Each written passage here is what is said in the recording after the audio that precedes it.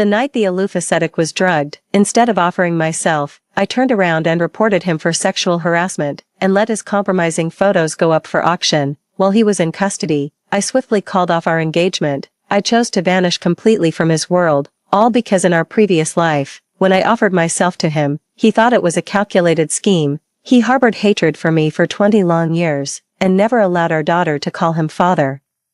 And the daughter I had spoiled all her life laid all the blame squarely on me. If it weren't for you, Dad would never have left Aunt Xian. You ruined our lives. Even after death, she dug up my grave just so they could be buried together in peace. She casually fed my ashes to the dogs. So in this new life, I'll respect their choice. A warm, large hand enveloped my body, fumbling to undo my clothes. The man's gaze darkened, his throat bobbing as he urgently buried his face in the crook of my neck. I will make you my wife. A cold voice pierced through my ears, jolting me back to my senses. I'd been secretly in love with Fu Yunxiu for years, but never dared to speak my heart. So when he said those words to me in my past life, I mistook them for mutual affection and joyfully agreed, only to have that decision ruin my entire life. This time, I absolutely cannot repeat the same mistake.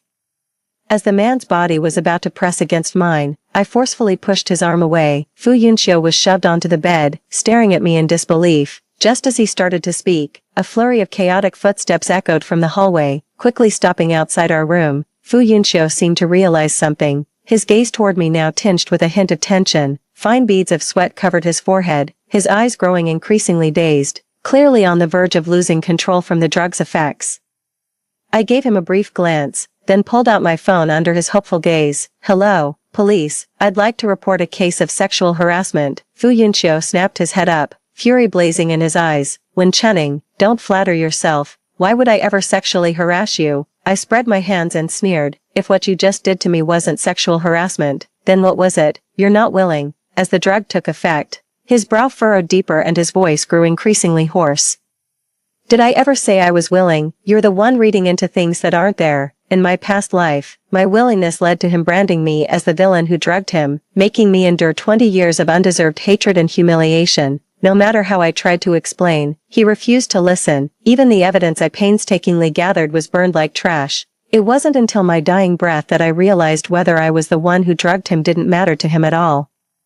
He hated me because my very existence stood in the way of him ever being with Xia Xianxian. When the knock came, Fu Yunxiu's tension was palpable, his tone softening noticeably. Chuning, I was wrong just now. Please help me. Fu Yunxiu staggered toward me, reaching out to grab hold, but I sidestepped just before his hand could make contact. He crashed to the floor, his shirt falling open to reveal a broad expanse of pale skin. At the same moment, the door swung open from outside, and several ill-intentioned individuals raised their cameras toward him upon witnessing the scene. The ever-composed Fu Yunxiu finally lost his composure. You, Chuning, are you really going to stand by and let them broadcast this humiliating side of me for everyone to gawk and laugh at? I looked down at him with a light laugh. How do I know you didn't hire these people yourself? Besides, ordinary people wouldn't even have access to your artistic photos.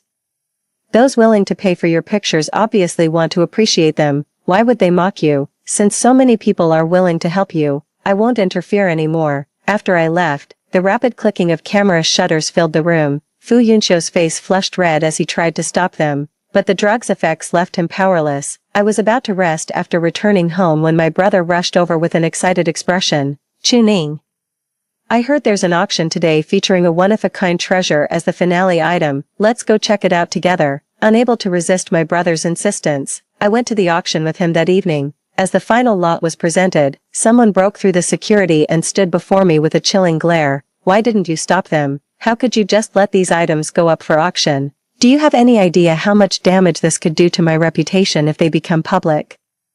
I remained silent, simply watching him quietly. Seeing this, Fu Yunxiu said in a low voice, since you're here to bid tonight anyway, light the sky lantern later and win the final lot for me. We absolutely cannot let these items circulate. Light the sky lantern. On what grounds? His words made me laugh in disbelief. I couldn't fathom how he had the nerve to demand sacrifices from me with such entitlement. Fu Yunxiu's breath hitched as he stared at me in utter disbelief. In the past, I would never refuse any request that came from Fu Yunxiu's lips. Realizing I wasn't joking, Fu Yunxiu's expression instantly darkened. Then consider this alone. I'll pay you back. No deal. This auction is boring anyway. Let's head home. Bro, Just as I stood up, the final lot went up for bidding, 600,000. I heard this piece has some connection to Fu Yunxiu, and I'm genuinely curious to see it. 700,000, Mrs. Chen, why not do me a favor and let me have this item? Wang Mingzhu, you're over 50 and still pining after young Master Fu. That's hardly appropriate. The bickering among these middle-aged women made Fu Yunxiu's expression grow increasingly grim as he looked at me with urgency. Wen Chenning, what will it take for you to help me secure this item? I suggest you know when to stop. Pushing too far will only make me resent you. No matter what you do, I won't lift a finger to help. Over the years, I poured countless resources and effort into resolving the Fu family's issues, yet Fu Yunxiu never valued any of it. Now, I refuse to throw my family's money down the drain any longer. Just as I was about to leave, a woman suddenly stepped in front of me. If you don't want to help, just say so. There's no need to humiliate Yunxiu like this. The woman was strikingly beautiful, dressed provocatively, with an alluring charm in every gesture and glance. Over the years, everyone has been speculating whether Fu Yunxiu prefers the pure and innocent type or the aloof and elegant ice queen. No one expected Fu Yunxiu to be drawn to someone like Xia Xinxian, the seductive and glamorous type. I glanced at Fu Yunxiu,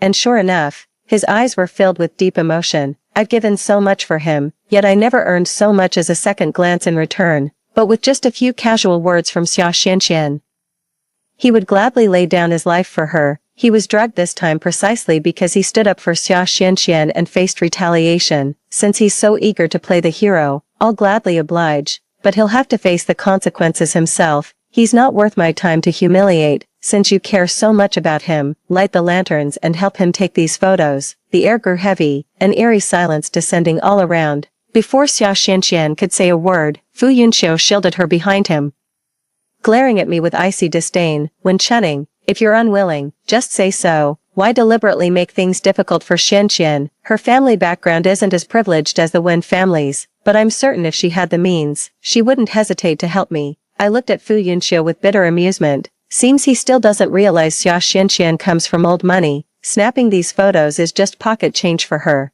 In my past life, I only learned on my deathbed that Xia Xinxian was born with a silver spoon in her mouth. She's just too rebellious and fell out with her family, but all she'd need is to swallow her pride and ask. They'd fund these photos in a heartbeat. Yet she never did. She said she just wanted to see Fu Yunxiu, that unattainable flower, get dragged down from his pedestal. 1 million, I'm taking these photos today, no matter what. The bidding continued, and Fu Yunxiu was visibly tense.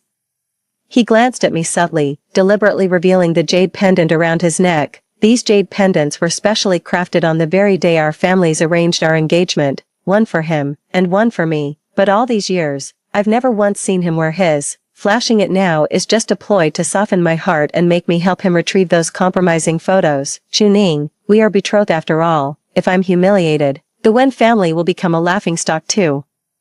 Consider this money a loan from you today. You know full well I have the means to pay you back. He was indeed highly capable, so much so that shortly after we married in my previous life, the half of my family's assets that my parents had given me all ended up in the Fu family's possession. 2. By the time I had to ask him for money to buy even basic necessities, he'd already used my funds to buy Xia Xinxian countless luxury gifts. 1 million going once, 1 million going twice. Any further bids? The auctioneer's gaze fell on us as he spoke. Wen Chenning, you're deliberately trying to ruin Yunxiu just so you can keep him tied to you. I'm willing to leave Yunxiu. I just beg you to help him. With those tearful words, Xia Xinxian turned and ran out. Fu Yunxiu instinctively wanted to chase after her. Seeing this, my brother said with a cold expression, if you leave today, these photos will be leaked. Are you really going to ruin yourself for that woman? Destroy the Wen family's reputation. Hearing this, Fu Yunxiu glanced at me indifferently. Whether my photos get leaked or not is entirely up to you. Whether the Wen family's face can be saved is also entirely in your hands. With those words, he strode off without a backward glance to chase after Xia Xinxian. But it was no use. I'm not the same Wen Chenning who used to have him on my mind all the time. Going once, going twice. Sold for 1 million. Congratulations to MS Chen on her successful bid. Those who didn't manage to get a shot couldn't help feeling disappointed, but I'm confident it won't be long before everyone gets to appreciate Fu Yunxiu's photographs. When we got home, Fu Yunxiu's mother was sitting with my parents, wiping tears from her eyes. Given our family's engagement arrangement, how could Chenning just stand by and let Yunxiu's photos be put up for auction? If she hadn't drugged Yunxiu, how could those compromising photos have been taken? You owe us a proper explanation for this incident, otherwise I see no point in continuing the engagement between our families, Mrs. Fu said while carefully watching my parents' reactions. Noticing my parents' uneasy expressions, she pressed further. I heard you're planning to open a branch company. Why not let Yunxiu manage it initially? In my previous life, Mrs. Fu repeatedly exploited my affection for Fu Yunxiu to pressure my parents into providing financial and other support. Yet while enjoying the benefits the Wen family provided, she kept making trouble for me behind the scenes. My daughter's intense dislike for me is largely due to her instigation. If you find this arrangement difficult, let's just call off the engagement. After all, your daughter will be the one who suffers in the end. Just as my parents were about to speak, I walked through the door with a smile. If that's how you feel, Auntie, then let's call off the engagement. When chunning, you, Mrs. Fu's face flushed crimson, instantly flustered. The marriage alliance was mutually agreed upon by both families, but now that the Fu family has gone back on their word, we Wens have no reason to cling on desperately. Mom, Dad, since Aunt Fu is here with us now, let's call off the engagement. I didn't give Mrs. Fu a chance to speak, settling the matter in one swift move. I saw Fu Yunxiu again the next day at a gathering with friends. He'd been with Xia Xianxian ever since the auction. He even brought Xia Xianxian, who had nothing to do with the occasion, to our friends' gathering. All eyes were on me, and I could feel their second-hand embarrassment, yet I just sat there quietly, acting as if nothing was wrong. In the end, it was Xia Xianxian who broke the silence. Chuning, keeping those photos is just asking for trouble. Why don't you hand them over to Yunxiu now and let him destroy them? What photos? I raised an eyebrow with a playful smile. The ones from the auction. Of course, why play dumb, unless you're planning to use them against Yunxiu? Hearing her words, Fu Yunxiu's eyes indeed filled with increased disgust. When chunning, give me the photos, or I'll call the police. I let out a bitter laugh and couldn't help asking, then why didn't you call the police at the auction? You're such a hypocrite. I don't want to waste my breath. Give me back the photos, otherwise, there's no need for us to get married. It's the same old story with him. It seems he still doesn't know our engagement has been called off. There's no need, since our engagement has been terminated. He clearly didn't believe me. With a cold laugh, he tore the jade pendant from his neck and threw it at me. Your Wen family would agree to cancel the engagement. Do you take me for a fool? Just as I was about to explain, Xia Xuanxuan's eyes welled up with tears. Yunxiu, please don't argue with Chuning anymore, even if I have to work 5 jobs. I'll earn enough money to get those photos back for you. Fu Yunxiu held Xia Xianxian in a heartbroken embrace, tears glistening in his eyes. Chuning, maybe you should just give the photos to Fu Yunxiu. I heard Xia Xianxian has been working day and night to earn money for him. Nearly working herself sick. If this continues, Fu Yunxiu's heart will completely belong to her. Xia Xianxian is indeed exhausted, but it's from juggling several stoic men day and night, not from some day job. When chunning, haven't you caused enough trouble? Xianxian has sacrificed so much for me, yet you won't even part with a few photos. Faced with Fu Yunxiu's accusation, I could only shrug helplessly. But the photos really aren't in my possession. They were probably bought by a woman named Chen. What did you say? Fu Yunxiu shot to his feet, his face turning pale. Seeing me nod, his voice immediately turned grave. Go get those photos back, right now. As my fiancé, my brother pushed the door open, heard this, and said with a laugh, I'm afraid that won't be possible. After all, Chuning is no longer your fiancé. We've already arranged a new marriage alliance for her, so it wouldn't be appropriate for her to stand up for you. As Fu Yunxiu stared in shock, his mother also entered the room in tears. Yunxiu, your engagement with the Wen family has been called off. What exactly have you done? Why are the police saying you're suspected of sexual harassment and taking you away? The sudden turn of events left everyone stunned. Fu Yunxiu snapped out of it and glared at me, hissing through clenched teeth. When chunning, was this your doing? With a smile. I took off the other jade pendant from my neck and tossed it into the trash. When chunning, don't you realize this will ruin Fu Yunxiu? Weren't you two engaged? How could he possibly sexually harass you? Just tell us what it takes for you to leave Yunxiu alone. I swear I'll agree to anything, even if it means I disappear forever. Xia Xianxian pleaded through tears. Fu Yunxiu quickly pulled her into his embrace. Xianxian, you've already done more than enough for me. Don't keep sacrificing yourself like this. The truth will prevail, and I trust the police will clear my name. I'm sorry Yunxiu, it's my incompetence. I couldn't do anything for you. Just as the two were pouring their hearts out to each other, a friend suddenly exclaimed, This person in these photos, it's Yunxiu, isn't it? Seeing his strange expression, everyone quickly opened their phones. Soon enough, everyone had seen those photos. 3. In the photos, Fu Yunxiu was barely clothed. Manipulated into various humiliating positions, under the drug's influence, his face was flushed and his gaze dazed, making onlookers intensely uncomfortable. Yunxiu, don't look. His friends tried to stop him, but it was too late. Those disgusting comments instantly caught his eye. So this is the famous aloof monk. Looks like he's actually quite passionate. I've seen plenty of green tea girls, but this is my first time seeing a green tea guy. He acts so wild in private, yet puts on a chaste and restrained front in public. I wonder which sugar mommy he's trying to please. She must be loaded for him to put in this much effort. Doesn't he have a fiancée? I can't believe he'd do something like this. No wonder the Wen family called off the engagement. Fu Yunxiu's grip on his phone was so tight his knuckles turned white. He'd always been a proud man, but now his dignity was being trampled into the dust. Are you satisfied now, Wen Chunning? If only you'd lit the sky lantern for Yunxiu and taken those photos that day, none of this would have happened. It was you who drugged Yunxiu and took those photos that day, wasn't it? You wanted to back him into a corner until he had no choice but to beg you. You're absolutely despicable. Hearing Xia Xuanchuan's accusation, Fu Yunxiu turned to me with bloodshot eyes, his voice hoarse as he spoke. You did this, didn't you? You're the one who drugged me.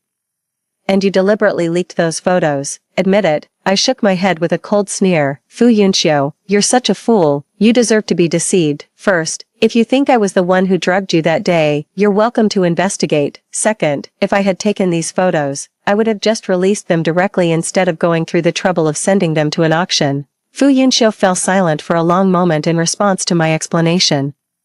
Even if you weren't the one who drugged and photographed me, you're still the one who released the pictures. If you want to know who actually took those photos that day, go ask around yourself. I certainly don't have the time or interest to help publicize these disgraceful images for you. Fu Yunxiu's face flushed an even deeper red as he registered the sarcasm in my words. Even with the Fu family's decline, he had never endured such humiliation before. These photos now stripped away every last shred of his dignity. Seeing us argue, Mrs. Fu quickly stepped in to apologize to me. Chunning, I know I was in the wrong that day. I shouldn't have asked your parents to help Yunxiu. Our families have had this marriage arrangement for so many years. Let's just keep things as they were. All right. Fu Yunxiu grabbed his mother's arm with a stern expression. Mom, what do you mean you asked the Wen family to help me? Fu's mother couldn't quite meet Fu Yunxiu's gaze as she carefully recounted the events of that day, not daring to tell a single lie. Fu Yunxiu's chest heaved with barely contained rage after hearing the story. He valued his dignity above all else, yet now his mother was using our engagement to threaten my parents into giving him a company. Mother, this is utterly ridiculous. After addressing his mother, his gaze returned to me. Wen Chunning, my mother was in the wrong about this matter. But don't expect me to beg you to reinstate our engagement. My heart belongs to Xianxian alone. No matter what tricks you pull, you won't change how I feel. What a truly moving display of true love. It was already my fault to have kept them apart in their past life. How could I possibly tear them apart again in this one? I just don't know if Xia Xianxian is willing, though. With that thought, I shot a glance at Xia Xianxian. Meeting my gaze, Xia Xianxian smugly leaned into Fu Yunxiu's embrace. Yunxiu, I know how you feel about me, but I'm not capable enough to help you in any way. You should marry Wen Chunning instead. At least she can shield you from ridicule. Seeing her say these words through tears, Fu Yunxiu's eyes filled with heartache. Xia Xianxian then turned her gaze to me. Wen Chunning, I'm willing to step aside and leave Yunxiu. I only ask that you help him delete those photos and marry him as soon as possible. If I were in your place, I would take good care of Yunxiu and never let him suffer such humiliation. Watching Xia Xuanchuan's pretentious act, I directly pulled out several photos and threw them on the table. You're certainly not me, but protecting him should be effortless for you, shouldn't it? If you wanted, you could light 100 sky lanterns for him at the auction. Am I right, Miss Xia? Xia Xuanchuan's eyes widened as she nervously clenched her hands. Ignoring Fu Yunxiu's questioning gaze, I continued speaking. You told Fu Yunxiu you were scammed into owing hundreds of thousands, so he drank himself sick with those clients to pay off your debts, even got drugged and had compromising photos taken. But from what I've heard, you own dozens of handbags worth that much alone. Selling just one would have cleared the debt. I had all this investigated over the past few days. Threatening me. Xia Xianxian immediately lowered her head guiltily after hearing my words. How dare you make up such lies? Xian is just an ordinary person. How could she possibly be what you described? First you slander me, and now you're dragging her into this too." Fu Yunxiu held her tighter, glaring at me. Xian leaned against his chest, crying uncontrollably, "See for yourself whether I'm slandering her or not." Fu Yunxiu picked up the photos with skepticism, his hands trembling uncontrollably after viewing them. In the photos, Xian exudes an air of effortless elegance that speaks of privileged upbringing. What's more, she's accompanied by a different man in nearly every photograph. He recognized a few of them, rumored to be those unattainable bachelors known for keeping women at arm's length. After going through the photos, I produced a recording. "Miss Xia, that fool Fu Yunxiu offended someone influential while trying to earn money to pay off your debts. Should we step in to help him?" "Absolutely not. In fact, we should give him an extra push. I'll find a way to slip him some special medication and lure him to a hotel. You make sure that person gets the tip." The woman's voice in the recording was unmistakably Xia Xuanxuan's. "Xian, what's really going on here? Why did you deceive me?" Xian shot me a venomous glare before clutching Fu Yunxiu's hand. "Yunxiu, these are all from my part-time job. The expensive items here were lent by my boss. If I really had money, why wouldn't I help you? That recording must be fabricated by her too. Don't let her." Before she could finish speaking, two more people entered the room. The middle-aged man at the forefront stared at Xian with profound disappointment. "How did I end up with such an embarrassment of a daughter? Don't think I don't know your mother's been sending you 2 million in allowance every month all these years. When are you finally going to come back and start acting like a decent human being? And I don't care how many men you fool around with out there, but the man you marry will be the one I choose." The bodyguards brought by Xia's father dragged Xian to her feet. Xian instinctively reached out to grab Fu Yunxiu, but he sidestepped her grasp. He stood there in disarray, a smile tugging at his lips while tears glistened in his eyes. "If you want to help this man, I'll cover the expenses, but you must promise to come home with me and settle down into a proper marriage." At her father's words, Xian immediately withdrew her hand. She glanced at Fu Yunxiu, but in the end, she didn't agree. "Lu Feng promised me that if I could ruin Fu Yunxiu's reputation, he'd grant me another year of freedom." Watching Xia Xuanxuan's resolute retreating figure, Fu Yunxiu finally faced the harsh truth. He had been deceived by Xian all along. Xian had only approached him because of a wager. The reason he ended up like this is entirely because of Xian. Just minutes after Xian left, two police officers arrived. Seeing this, Mrs. Fu immediately shielded Fu Yunxiu behind her. You can't take my son away. He's innocent. We'll pay whatever it takes. Just don't arrest him." When Chunning, say something. "How could you stand by and watch Yunxiu go to prison?" All eyes were on me. I smiled and turned to Mrs. Fu. "Of course I could, because I was the one who called the police." Fu Yunxiu turned to look at me, his eyes filled with unconcealed shock and confusion. He saw me call the police, but thought I was just acting out of momentary anger. Never imagined I'd actually go through with it. "But you loved Yunxiu the most. After everything you've done for him, why send him to prison now?" Madame Fu's words echoed the thoughts of many. Had it not been for the suffering in my past life, I'd probably still be foolishly sacrificing everything for Fu Yunxiu. In my past life, I would have given him everything, even my own life. But after I finally married him, I discovered what true hell was like. At the insistence of Fu's mother, I had to quit my job and become a full-time housewife. Everyone in the household saw how coldly Fu Yunxiu treated me. His mother even brought Xian home several times, right in front of me. Even the daughter I raised with my own hands, poisoned by their words, came to see me as an enemy. She accused me of wrecking Fu Yunxiu and Xia Xuanxuan's relationship, calling me the other woman. After Fu Yunxiu used my business empire to revive the Fu family's fortunes, his very first act was to gift Xian with a grand estate, while I lay collapsed at home from a sudden illness. Fu's mother was happily preparing with her daughter to celebrate Xia Xuanxuan's birthday, and no one even glanced my way. When Fu Yunxiu came home and saw me, he also assumed I was putting on an act to ruin Xia Xuanxuan's birthday celebration, so he completely ignored me. I have no desire to relive that kind of experience ever again, so you all know how much I've sacrificed for Fu Yunxiu. Fu Yunxiu lowered his head at my words, not daring to meet my gaze, but I don't love him anymore. So naturally I won't do anything for him. Fu Yunxiu quickly looked at me, opening his mouth to say something, but fell silent when he met my icy stare. Just as the officers were about to take him away, he lunged toward the trash bin, retrieved our 2 jade pendants, and cradled them carefully in his hands. Chuning, officers, please take him away now. With those final words, I turned and walked away. Fu Yunxiu was detained for a month. While I bought a plane ticket and embarked on my journey around the world, during my travels, my brother told me that Fu Yunxiu's detention had become public knowledge. Combined with the previously leaked photos, his reputation was completely ruined. Fu's mother had been desperately seeking help to get him released, even kneeling before my parents to beg for the reinstatement of our engagement. Naturally, my parents refused, with no other options left. Fu's mother actually went to Xia Xianxian for help. Not only did Xia Xianxian refuse to help, but to cut ties with Fu Yunxiu and his mother, she went ahead with her engagement ceremony the very next day. Fu Yunxiu emerged a month later, looking gaunt and utterly drained, as if he were a shadow of his former self. When my brother sent me his photo, I almost didn't recognize him. The night he got out, he gave me a call, but I didn't answer, and I blocked him completely. Right after I got home from my 6-month trip, my parents arranged for me to meet a new potential marriage partner. He was very considerate and knew how to take care of people. He was the complete opposite of Fu Yunxiu, yet being with him made me feel completely at ease. But before we could talk further, someone burst into the restaurant and interrupted us. Chuning, you can't marry him. You won't be happy with someone you don't love. Fu Yunxiu looked at me nervously, the usual pride and aloofness gone from his eyes. Who I marry is my own business. What gives you the right to interfere?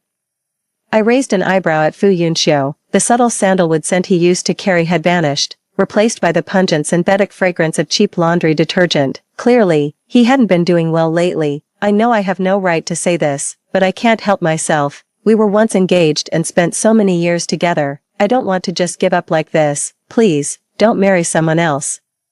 I'll prove to you that your initial choice wasn't wrong, that I'm the one worthy of spending the rest of your life with. Ever since I met Fu Yunxiu, he's never spoken more than 3 sentences to me at a time. The only time he ever bothers to say more is when he's criticizing me. But now, he's actually asking me for help. I looked at him in surprise. Noticing my gaze, he clenched his fists nervously, a faint blush spreading around his eyes, even in such dire straits.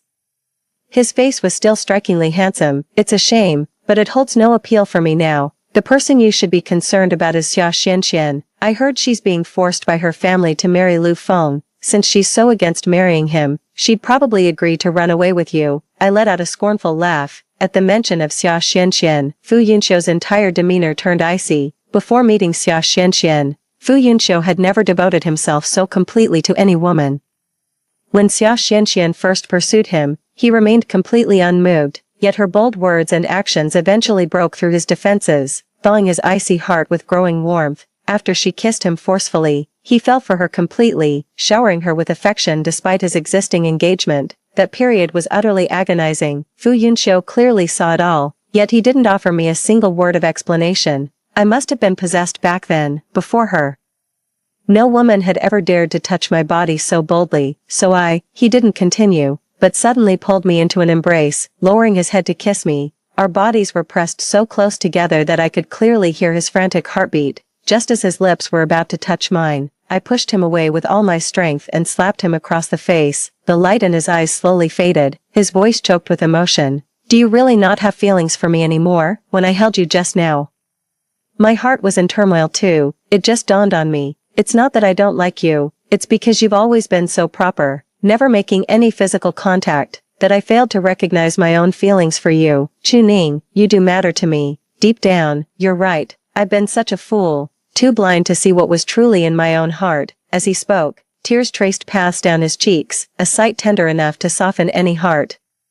It's rather ironic that someone as emotionally dense as Fu Yunxiu would shed tears for me. You really are a fool if you still think I'd ever forgive you. Fu Yunxiu, we were over long ago. Even if you come begging 1,000 more times, you'll only be humiliating yourself. I thought saying this would make Fu Yunxiu, a man who values his pride so much, stop pursuing me, but I was wrong. After that day, he would wait for me outside the Wen family's gate, staying there the entire day.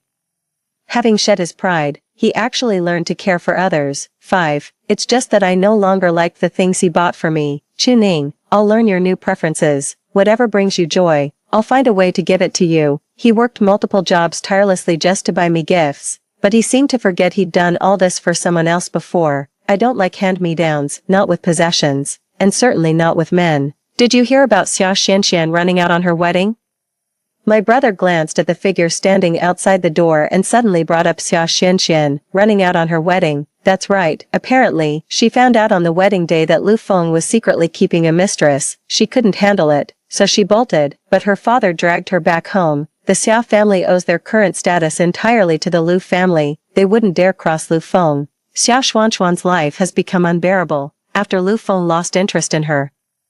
He started calling her soiled goods. Just yesterday, when his new mistress got pregnant, he actually ordered Xia Xianxian to serve as her maid. Having never endured such humiliation, Xia Xianxian couldn't accept this life and began seeking someone to help her escape. The person she chose was none other than Fu Yunxiu. Of all the men she'd toyed with, Fu Yunxiu had been the most genuinely devoted to her. Fu Yunxiu turned it down. It seems he's determined to earn your forgiveness this time.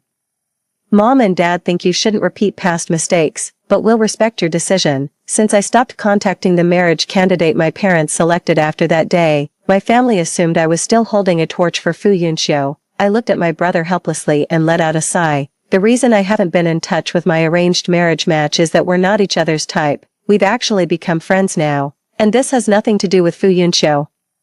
Marriage is such an important decision that it naturally requires careful consideration. It's quite clear that Fu Yunxiu isn't the right person at all. After enduring those dreadful decades of marriage in my previous life, I don't hold much expectation for marriage anymore. He's still not leaving. What are you planning to do? My brother asked Fu Yunxiu after letting out a sigh of relief. Let him be, given a second chance at life. I want to truly enjoy my own journey. Lately, I've been going out and having fun with friends, trying to make up for all the joy I missed in my previous life. Chuning, he's here again. The car was parked at the entrance. When Fu Yunxiu saw me coming down, there was no trace of his usual delight in his eyes, only a profound heaviness. Somehow, I couldn't shake the feeling that he seemed different now, almost like the Fu Yunxiu who had lived through countless hardships in a past life. Chuning. His voice broke the moment he spoke.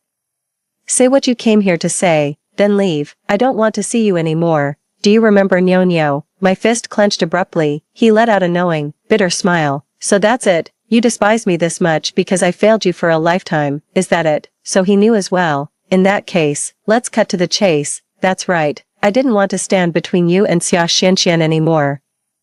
But I never expected you still didn't end up together after I stepped aside. In your past life, you loved her to the bone, yet in this life, you stand by and watch her suffer without lifting a finger. I truly can't make sense of it. In my past life, Fu Yunxiu was still deeply in love with Xia Xianxian right up until the day I died. Tears streamed down his face once more. I'm sorry, Chuning. This is all my fault. I trusted the wrong person and made you suffer a lifetime of pain because of me.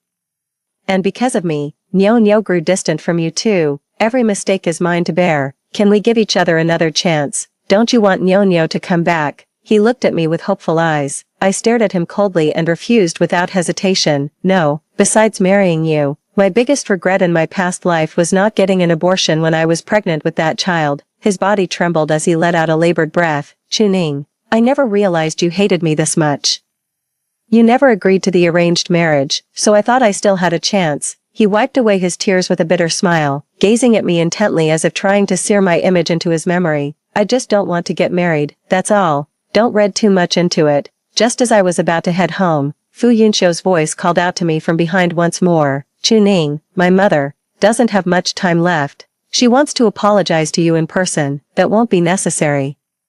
I don't want to see either you or your mother ever again. Some unpleasant people should just disappear from my world forever. This time, the life I want should be one of freedom. Story 2. After Wei Zhe's beloved Moonlight got divorced due to infidelity, he didn't hesitate to break up with me and post it on his social media. I really wish I could go back 8 years and change the fate of Sun Yanxia marrying that jerk. Sun Yanxia was the woman he always held dear, his Moonlight. Later, he and I traveled back 8 years together. He changed the fate of his Moonlight marrying the jerk. I changed the fate of being with him. 1. When I saw Wei Zhe's social media post, I had just finished an 8-hour surgery on a patient. On my way back to the office, I fainted in the hallway due to physical exhaustion. When I came to, I was in a dimly lit private room with colorful lights flashing all around and loud music playing on loop. Someone tapped my shoulder and joked, "Yun, you really can't hold your liquor." Knocked out after just one drink, as my vision gradually focused, I could see the person in front of me. It was Sun Yanxia. wearing a wine-red short dress and her hair slightly curled. I stared at her bright and beautiful face for a few seconds before stumbling into the restroom. Looking into the mirror, I splashed cold water on my forehead repeatedly, forced to believe that the scar was gone. I had traveled back to my freshman year, 8 years ago. Today was my roommate Sun Yensha's birthday, and I had passed out on the couch for a long time after mistakenly drinking a very strong alcoholic beverage. With my head still spinning, I had just left the restroom when I bumped into someone. Before I could apologize, a familiar deep voice sounded in my ear. "Sorry, are you okay?" My fingers tightened around my phone unconsciously as I looked up at the man in front of me, tall and with sharp, deep-set eyes, wearing a simple black loose t-shirt. It was Wei Zhe. Our gazes locked for a few seconds. Ignoring his ambiguous expression, I calmly said it was fine and walked past him. Back in the private room, I had just opened a bottle of water to drink when Wei Zhe came in. Sun Yanxia, with a smile, introduced him to us while wrapping her arm around his. "This is my brother, Wei Zhe. He studies at the neighboring university, a university." The flickering lights continued to sway as he stood with one hand in his pocket, looking down at us and nodding slightly. If it weren't for our accidental collision in the hallway, this would have been our first meeting in our past life. Wei Zhe, Sun Yanxia's half-brother from different parents, the man I loved and was with for 6 years. I discovered he didn't love me on the day Sun Yanxia got married, when he drunkenly held me and tenderly called out, "Xia Xia, Xia Xia." At that moment, I felt completely numb from head to toe. And it took a long time for me to realize that Xia Xia was Sun Yanxia. He was in love with Sun Yanxia. Sadly, that was when I loved him the most, so I sat through the night, and the next day I pretended as if nothing had happened, continued to be with him, continuing to believe what he once told me, "She's just my sister." That was until Sun Yanxia got divorced after being cheated on. I overheard her tearfully leaning on Wei Zhe's shoulder. "Brother, the one I've always loved is not him, it's you. Do you still want me?" She said it was because their mother had a heart condition and threatened death to keep them apart, which is why she pretended to fall in love with someone else, and that's why she pushed him towards me. I didn't know whether to believe her words, but Wei Zhe did. So that night, Wei Zhe found me, and after a long, silent stare, he hoarsely said, "Yuan, let's break up," looking into his handsome face. I didn't even get a chance to ask the obvious why before being called in for an emergency surgery. Forcing down all emotions with rationality and calm, I stayed in the operating room for 8 hours, and when I came out, I saw Wei Zhe's social media post. I really wish I could go back 8 years and change the fate of Sun Yanxia marrying that jerk, too. Now that I have a chance to do it all over again, I see clearly the details that I either overlooked or ignored before. Like the birthday cake Wei Zhe made personally for Sun Yanxia, how he gently took the wine bottle from her hands when she wouldn't let go, or how he didn't hesitate to carry a drunken Sun Yanxia on his back after the party ended. The other 2 roommates watched with emotion and remarked, "She's so lucky to have a brother that treats her so well." Back then, I naively thought he was just her brother, so. When Sun Yanxia later developed feelings for someone else and continuously tried to set me up with Wei Zhe, I genuinely fell for him, who was not only handsome and charming but also gentle and considerate. It wasn't until the truth came out that I realized his kindness and attentiveness were never directed at me. Whether it was a birthday or an anniversary, he always seemed disinterested. His attention invariably fixed on Sun Yanxia whenever she was around, from the beginning to the end. The only person Wei Zhe loved was Sun Yanxia. Like now, as I was pulled into Wei Zhe's car, sitting in the back seat dozing off with my roommates, during a pause at a red light, Wei Zhe tenderly looked over at Sun Yanxia, who was also asleep from too much drink in the passenger seat. The evening breeze lifted a strand of hair by my ear, and I silently kept to myself in the dim light.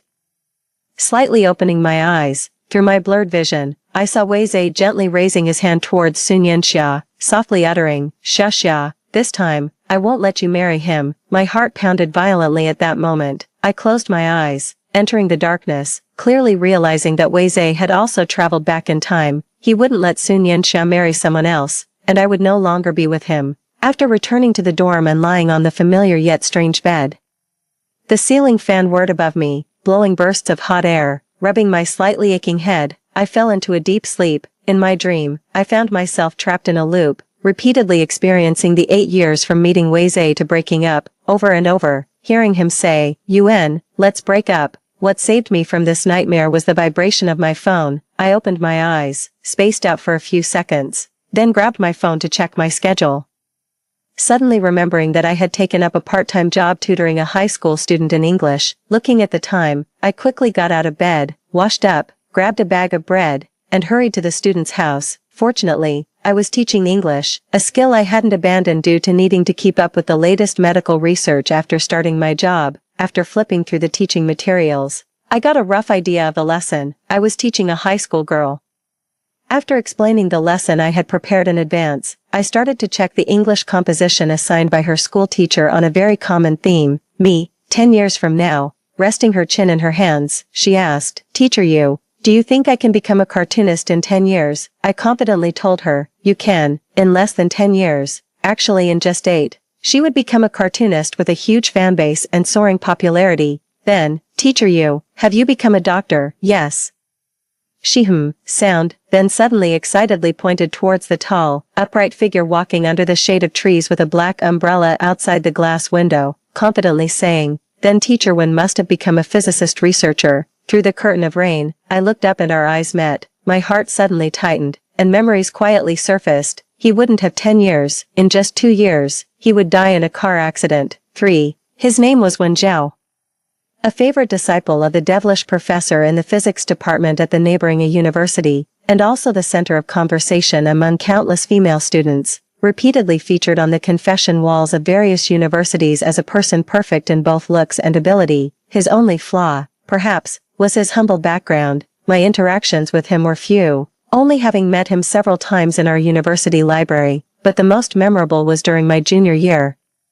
The day I went to the hospital to visit the sick Wei Zhe, on my way back to campus, while crossing the street at a pedestrian crossing with others, a speeding car ran the red light heading straight for us. Amidst the screams and chaos, a black Mercedes with astonishing speed suddenly intervened, blocking the car. After a loud screeching of tires, both vehicles crashed into the distant railing. Instinctively, I ran toward the scene, but halfway there, an explosion unexpectedly erupted, and flames instantly blocked the view. The cicadas in the nearby camphor trees fell silent for a moment before resuming their loud calls. No one in the car survived, and a flying shard grazed my forehead, leaving a scar. Later, this incident made the headlines. The results revealed that among the 2 charred bodies, one was a car driver who, after losing everything due to gambling, wanted to take revenge on society. He had gasoline in the car. The other was Wen Chao.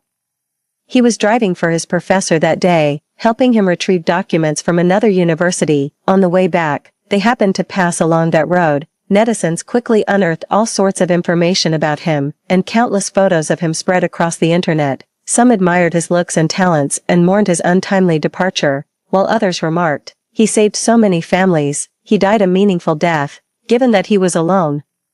Having lost his father early and his mother to a severe illness during his college entrance exam year, he truly was alone. No one would mourn his departure. Only the research project he was working on came to an abrupt halt and remained uncontinued by anyone for years. Once, when I brought flowers to visit his grave, I met his mentor, a chubby little old man. He stood silently in front of the grave until a light drizzle began, and then he heaved a deep sigh. This child had such a bright future ahead of him. For a long time afterward, I suffered from insomnia. My heart felt as if it was soaked in water, heavy and sore. I guess that was my guilt and regret for him. My wrist was gently tugged, snapping me back to reality. By the time I looked out the window, Wen Chao's figure was gone, and I heard a student speaking. "Teacher Xiaoyu, I'm going to attend Professor Wen's physics class now. Remember what I just told you. Don't be late tomorrow night."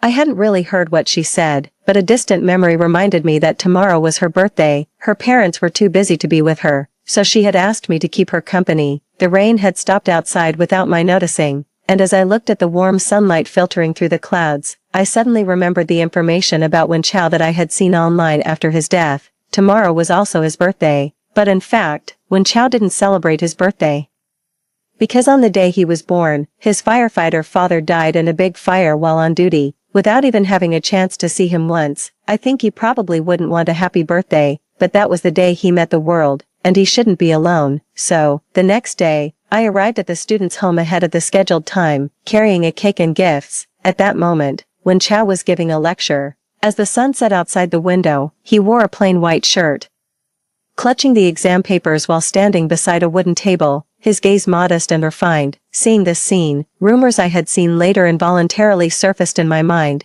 It was a chat screenshot of uncertain origin and authenticity, with just a few short lines. Someone asked him, "Wen Chao, do you have someone you like?" "Yes, go tell her." It took about 3 minutes before he replied, "Never mind." Most people actually didn't believe he would harbor a secret love with such a face.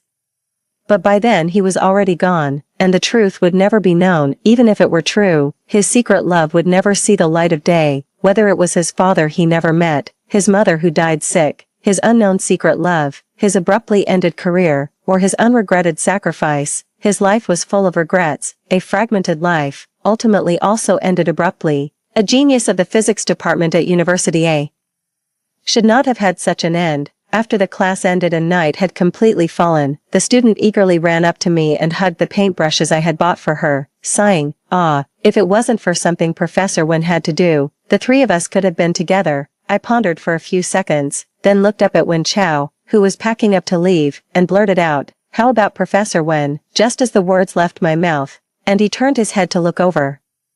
There was a sudden power outage, and the surroundings plunged into pitch darkness. I cleared my throat softly and lied to him calmly, "Maybe Teacher Wen should stay. We girls are afraid of the dark." There was a moment of silence in the air, then suddenly a burst of flame lit up with a bang. Wen Chao pressed down on a lighter with one hand while cupping the flame with the other. The contours of his face were drawn more deeply under the flickering light and shadows. He looked up and said softly, "All right." Using the dancing flame, I held up the candlelit cake before us and watched them speak earnestly. "Today we celebrate the continuation of life. May the rest of our days be safe and happy." Setting aside my guilt towards him, no one wished more for his lifelong peace and happiness than I did. In the dimly lit room, we shared the cake, its sweet scent filling the air. A student carefully ran into the study with a spoon in his mouth to fetch a report card, joyfully saying, "Teacher Xiao, my mom said I've improved a lot in this exam. To show our gratitude, she wants to invite you for a meal." Looking at the scores on the report, I remembered that this indeed happened in my past life, but at that time I had been called away by Sun Yanxia to help move props for a photo shoot, so I had politely declined the dinner invitation. My thoughts returned, and I suddenly looked towards Wen Chao, sitting in the dim light. Realizing that on the day of that meal in my previous life, I was supposed to have met him. But I ultimately failed to make it to the appointment. On my way there, I stopped to save a child nearly hit by a car, injuring my calf and ending up in the hospital. To prove I hadn't flaked out at the last minute, I even took a photo and sent it to the student's parent. The injury wasn't serious, just a superficial scrape, stingingly painful but not requiring a hospital stay. While waiting for the doctor to apply the medicine, I unintentionally came across Sun Yanxia's social media post of her photography club's event. Weizhe was also in the photos. Naturally, he was always ready to respond to Sun Yanxia's calls. I remembered on our 4th anniversary, Sun Yanxia had a fight with her boyfriend and drunk dialed Weizhe from a bar, sobbing, "Brother, I'm so sad, can you come and keep me company?" We had just arrived at the restaurant we booked and hadn't started ordering when he stood up to leave. I said I would go too, but he stopped me, saying, Xia has always been proud. She definitely wouldn't want you to see her in a sorry state." I asked him, "What about you?" "It's different for me. We grew up together." Later, after Sun Yanxia and her boyfriend made up, at a gathering she cooed to her boyfriend, "Humph, he's not the only one who likes me. If you make me angry again, I might just leave you." Weizhe silently drank a glass of wine nearby, saying nothing. He must have always understood. Sun Yanxia knew about his feelings but pretended not to, continuing to enjoy his affections without any burden while also being with the one she loved. As for me, Weizhe could shut me up with a simple, "She is my sister and your friend." Fortunately, having another chance, I won't let myself be used by them again. After my wound was bandaged, I limped out of the hospital. Suddenly, it started raining halfway, and my wound couldn't get wet. Enduring the sharp pain, I quickly sought shelter in a building to call a cab. Unfortunately, as if to add insult to injury, my phone died. The late summer breeze carried a hint of coolness. Just as I resigned myself to wait for the rain to stop, Wen Chao appeared. He came through the rain holding an umbrella, took off his jacket to tie around my injured calf, handed me the umbrella, and then picked me up, saying, "The road here is narrow. Not good for hailing a cab, let's find another spot." I leaned against him in astonishment, nestled in his embrace, amidst a faint scent of bitter grapefruit and the steady heartbeat resonating from his chest. My gaze swept past the prominent Adam's apple and settled on his profile. After getting into the car, I asked him why he came. He explained quite naturally that a student's mother was worried about me, but since she had a meeting, she asked him to check on me. Unfortunately, my phone was off, and he had spent quite a while trying to find me. Perhaps due to the rain, the air inside the car felt damp and stuffy. I cracked the window slightly, unable to imagine how many places he had searched. Later, as my tired nerves relaxed, sleepiness overtook me. When I woke up, the rain had stopped, and we were just arriving at the school gate. Wen Zhao carefully helped me out of the car and then carried me to the dormitory building. Before parting, I thanked him. Lowering his eyes and smiling gently, he said, "It's nothing, teacher you." After struggling back to my dorm, I realized that his jacket was still tied around my injured calf. It was already autumn when I returned to University A to give back the jacket. Due to my leg injury needing rest, and the constant light rain, I hadn't ventured out of campus much. I went to look for Wen Zhao on a sunny weekend, only to realize how recklessly I had acted, arriving without any information about him.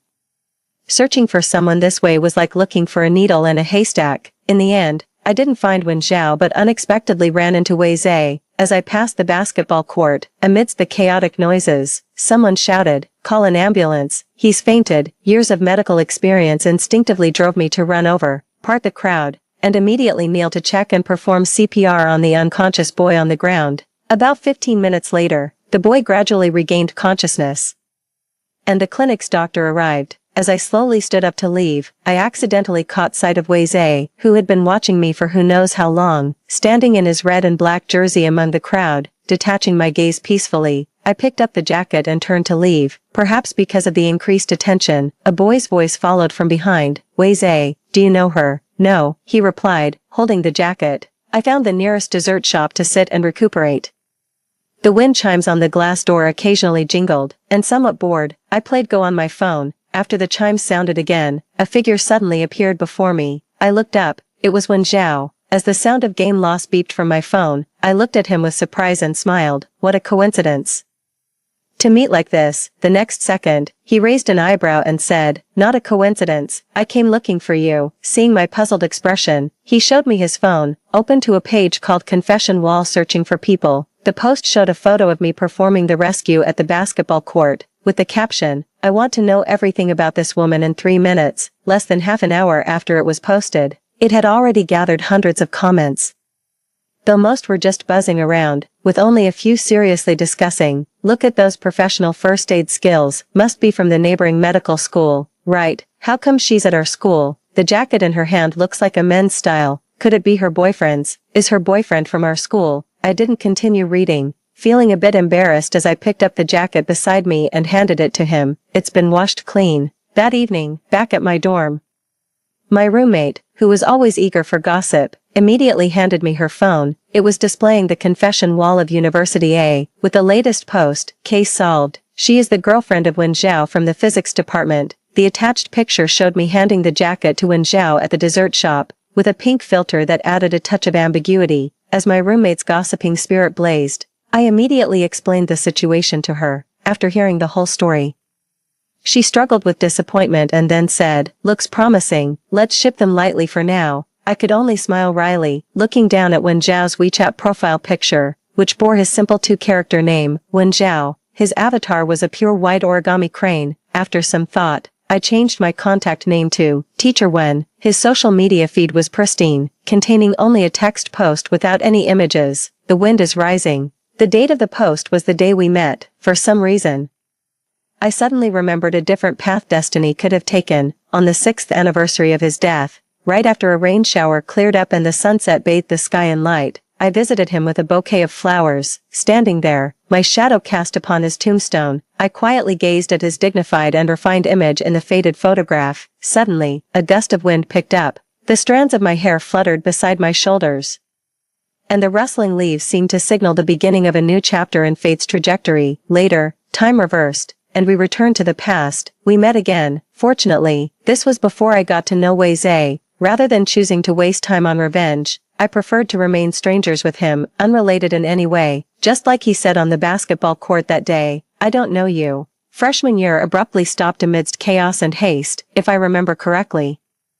Among the new students arriving at University A was the person Sun Yanxiao liked. He was a direct junior under Wei Zhe, and they met at a gathering organized by Wei Zhe in a previous life. Then Sun Yanxia would fall for him and try to pair me with Wei Zhe. Eventually, through her repeatedly engineered coincidences, Wei Zhe would propose that we be together. Now, he too had returned to the time before Sun Yanxia and that guy met, probably to prevent their meeting and end up with Sun Yanxia himself. That's what I thought the ending would be, but fate always unfolds dramatically. On the last day of a specialized class before the holiday, I sat behind Sun Yanxia in the exam hall. Just as I finished and was about to submit my paper, I saw her, who had been sleeping on her desk, suddenly wake up and stand startled. She glanced at her paper, looked around, and then grabbed a confused classmate next to her, excitedly shouting, "What year is it? Tell me, what year is this?" I silently watched her back, stood up, handed in my paper, and left. Outside the exam hall, Wei Zhe was waiting for her. As I passed by, he suddenly called out to me. When I stopped and looked back puzzled, he asked, "Are you guys together?" I didn't understand the implication of his question, so I just responded, "What's it to you?" After that, due to the holiday, I didn't see him for a long time. I originally thought that starting over, both of us would rush towards each other and ultimately find happiness. It turned out not to be the case. Sun Yanxia once again did not choose Wei Zhe, even with a second chance. She still liked Wei Zhe's junior. The words she said to Wei Zhe after she was cheated on and divorced were just a deception. Surprisingly, this time she did not try to match me with Wei Zhe. Instead, she tried to set him up with Jiang Lai, the woman who would cause her husband to cheat in the future. I didn't know what happened over that ending holiday, but when we met again, Sun Yanxia had become good friends with Jiang Lai. The night air was cool as I walked back to my dormitory with books in arms. Seeing Wei Zhe and Sun Yanxia talking under the building from afar, I didn't stop my steps and passed right by them, their conversation following behind me. "Sun Yanxia, I'll say it again, she's not a good person, you're so naive. Staying close to her, you'll be deceived sooner or later." The next second, Sun Yanxia's coquettish voice rang out, "Brother, trust me, you don't understand her, she's really nice, just give it a try with her, please." 2 months later, Sun Yanxia officially announced her relationship. That day was a weekend, and I encountered a thoroughly drunk Wei Zhe at a party. In the hallway outside the private room, on my way back from the restroom, he suddenly pulled me into his embrace, the strong smell of alcohol enveloping me. As I realized what was happening and struggled more, he only held me tighter and murmured in my ear, "Xia Xia, why should you be with him? He's going to hurt you in the future. You must have been forced. You clearly like me, right? It's me who you truly like." After my resistance proved futile and I was about to kick him in the shin, the hand pressing on my back suddenly loosened, and in the next second, someone grabbed his wrist and threw him to the ground, and due to my struggle, I almost fell when he let go suddenly. Amid my slightly restrained cry of surprise, a strong arm swiftly crossed around my waist to steady me. It was Wen Chao. He happened to be here attending a celebration banquet organized by the group and stepped out for some air when he stumbled upon this scene. Perhaps due to the pain, Wei Zhe, who had been thrown to the ground, regained some clarity. He clumsily stood up leaning against the wall and frowned at me. "Yuan, any more words would be a waste." I grabbed Wen Chao, intending to leave, yet, Wei Zhe sarcastically spoke up from behind me. "Do you feel proud, Yuan? I know you like me. Are you pleased to see that I couldn't be with Xia Xia? Heh, what does it matter if you're with him? He's just a doomed soul, bound to die." I knew he might be mixing up people and events from 2 different lives and was emotionally unstable. Starting to lash out irrationally, I didn't care what he said about me, but he shouldn't have spoken about Wen Chao like that. I stopped in my tracks, turned around, and walked up to Wei Zhe, who still looked at us with disdain, and told him word for word, "Shut up, Wei Zhe, he's not going to die, because I came to change his fate." Although I couldn't travel back to before his father's sacrifice to save him, nor could I go back to before his mother died from illness to save her.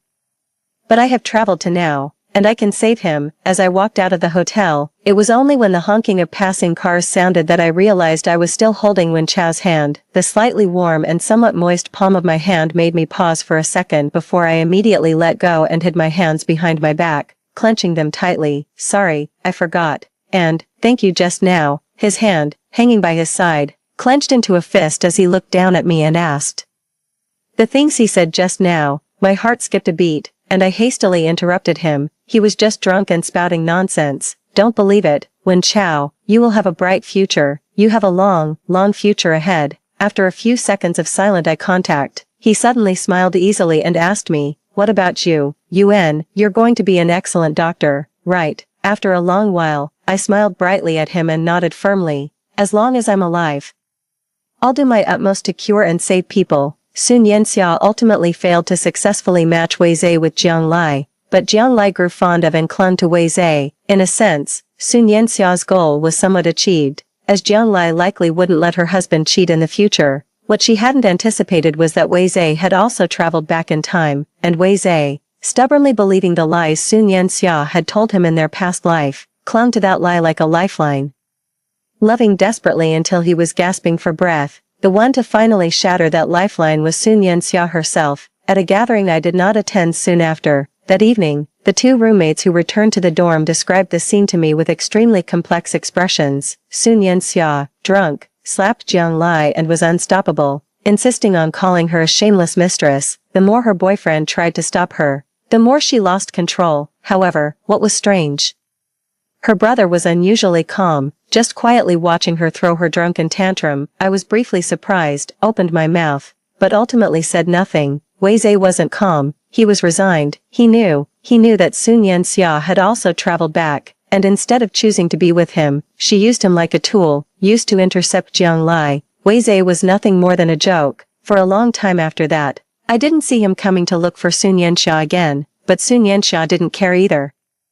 I did run into him a few times when I went to University A to see Wen Chao. The most memorable time was when Wen Chao and I were eating at a newly opened restaurant outside the school, passing by an outdoor barbecue stall, when suddenly a fight broke out. Wei Zhe was involved. The scene instantly became chaotic, filled with various roars, screams, and shattering sounds. A violently smashed beer bottle shard flew straight at me, and Wen Chao quickly pulled me into his arms, the shards grazing his cheek and leaving a thin trail of blood. I cried out in horror. Wen Chao, he quickly pulled me into a dumpling shop across the street and comforted me. It's okay, don't be afraid. Later, before the police arrived, the turmoil suddenly subsided, and I used mineral water to clean Wen Chao's wounds. Then I took out a green cartoon band-aid from my pocket, and as I was about to carefully apply it, Wei Zhe burst through the door.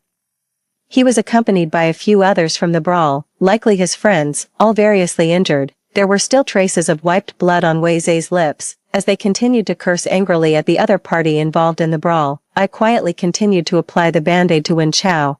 Then I heard Wei Zhe suddenly kick a table, his voice filled with menace. Shut up. The next day, I was stopped by Wei Zhe at school. As light snow fell, his face still bore bruises, and his eyes were complex as he said, "Yuan, it won't work out between you two. My advice, don't fall for him." My expression gradually cooled, and I turned to leave him with, "I'm not a psychiatrist, don't come to me." Behind me, his somewhat frivolous voice lingered. "Yuan, the person you should have liked is me. In my life, everything has been peaceful except for encountering Wei Zhe and Sun Yanxia, wasting 6 years of my emotions, and Wen Chao, I owe him a life." Initially, when I first came back, I thought I was here to change my fate with Wei Zhe, but it turned out not to be the case. One afternoon, near the end of my sophomore year, I was suddenly awakened from a nap by a nightmare. In the dream, I was back at that intersection, crossing the street with other pedestrians when a speeding car rushed towards us, and in the panicked crowd, I watched helplessly as a black Mercedes blocked the car and then exploded. The old ceiling fan above my head stirred my hair wildly as I stared blankly at the ceiling. I always knew it was an unsolvable problem. Beyond the driver's motive for hitting people out of vengeance, I knew nothing about him. I could save Wen Chao. I could avoid that intersection. But what about the old people, children, pregnant women, and students who might be there? Once when I was deep in thought and hopeless, I took a 1 in a million chance and went to the police, only to be told, "Student, have you been watching too many sci-fi movies? We handle cases based on science, not mysticism." In early June, as the college entrance exam approached, Wen Chao and I finished our tutoring jobs. By then, I had known him for nearly 2 years, and I hadn't seen or heard him mention any special girls, so I could almost conclude that the screenshot of his secret crush was fake. I had imagined the type of girl he might like. Maybe beautiful, maybe smart, maybe as outstanding as he was. But whatever the type, she would definitely be great. That evening, after another dinner with the students' parents to express their gratitude, it was already dark, and when Chao and I walked down an alley bathed in moonlight, maybe it was knowing that the end of the road meant parting, or maybe the night always brings out melancholy and nostalgia, but passing under a dim street lamp, I casually started a conversation. "Wen Chao, do you have someone you like?" After a long silence, He responded indirectly, "What's up? If you ever find someone you like, make sure to tell her. Don't secretly pine for her without letting her know. Speak out. There will always be a chance." As his words fell, we paused at the intersection. Suddenly, he turned to me with utmost seriousness and said, "Yuan, thank you." I thought he was just thanking me for the reminder. So I didn't dwell on it. Life went on as usual for me after that, until the day before when Chao's past life sacrifice. His mentor had asked him to drive and pick up a document the next day. After finding out, I asked him if he could go in the afternoon instead, as a friend had given me 2 movie tickets for the morning. He agreed. The movie I chose randomly turned out to be about time travel. The synopsis described how the female lead goes back to the past to rectify the regrets of the male lead. And they fall in love just to realize it was all the woman's dream. However, I never saw the ending because midway through, I told Wen Chao, who was intently watching the movie, that I needed to go to the restroom. It seemed like any other day. After leaving the cinema, I drove the rented car towards that intersection, realizing suddenly that our meeting was meant for a farewell. Wen Chao, it's your turn to see the future world. Later. As I stood at the intersection watching the familiar crowd crossing the street, waiting for that car to appear, an explosion suddenly erupted nearby. My heart skipped a beat, and after a moment of blankness, I quickly got out of the car, dialed Wen Chao's number, and ran towards the direction of the explosion. No one answered the phone. Standing in front of the burning ruins, my vision gradually became obscured by a mist of water. Dizziness nearly overwhelmed my mind.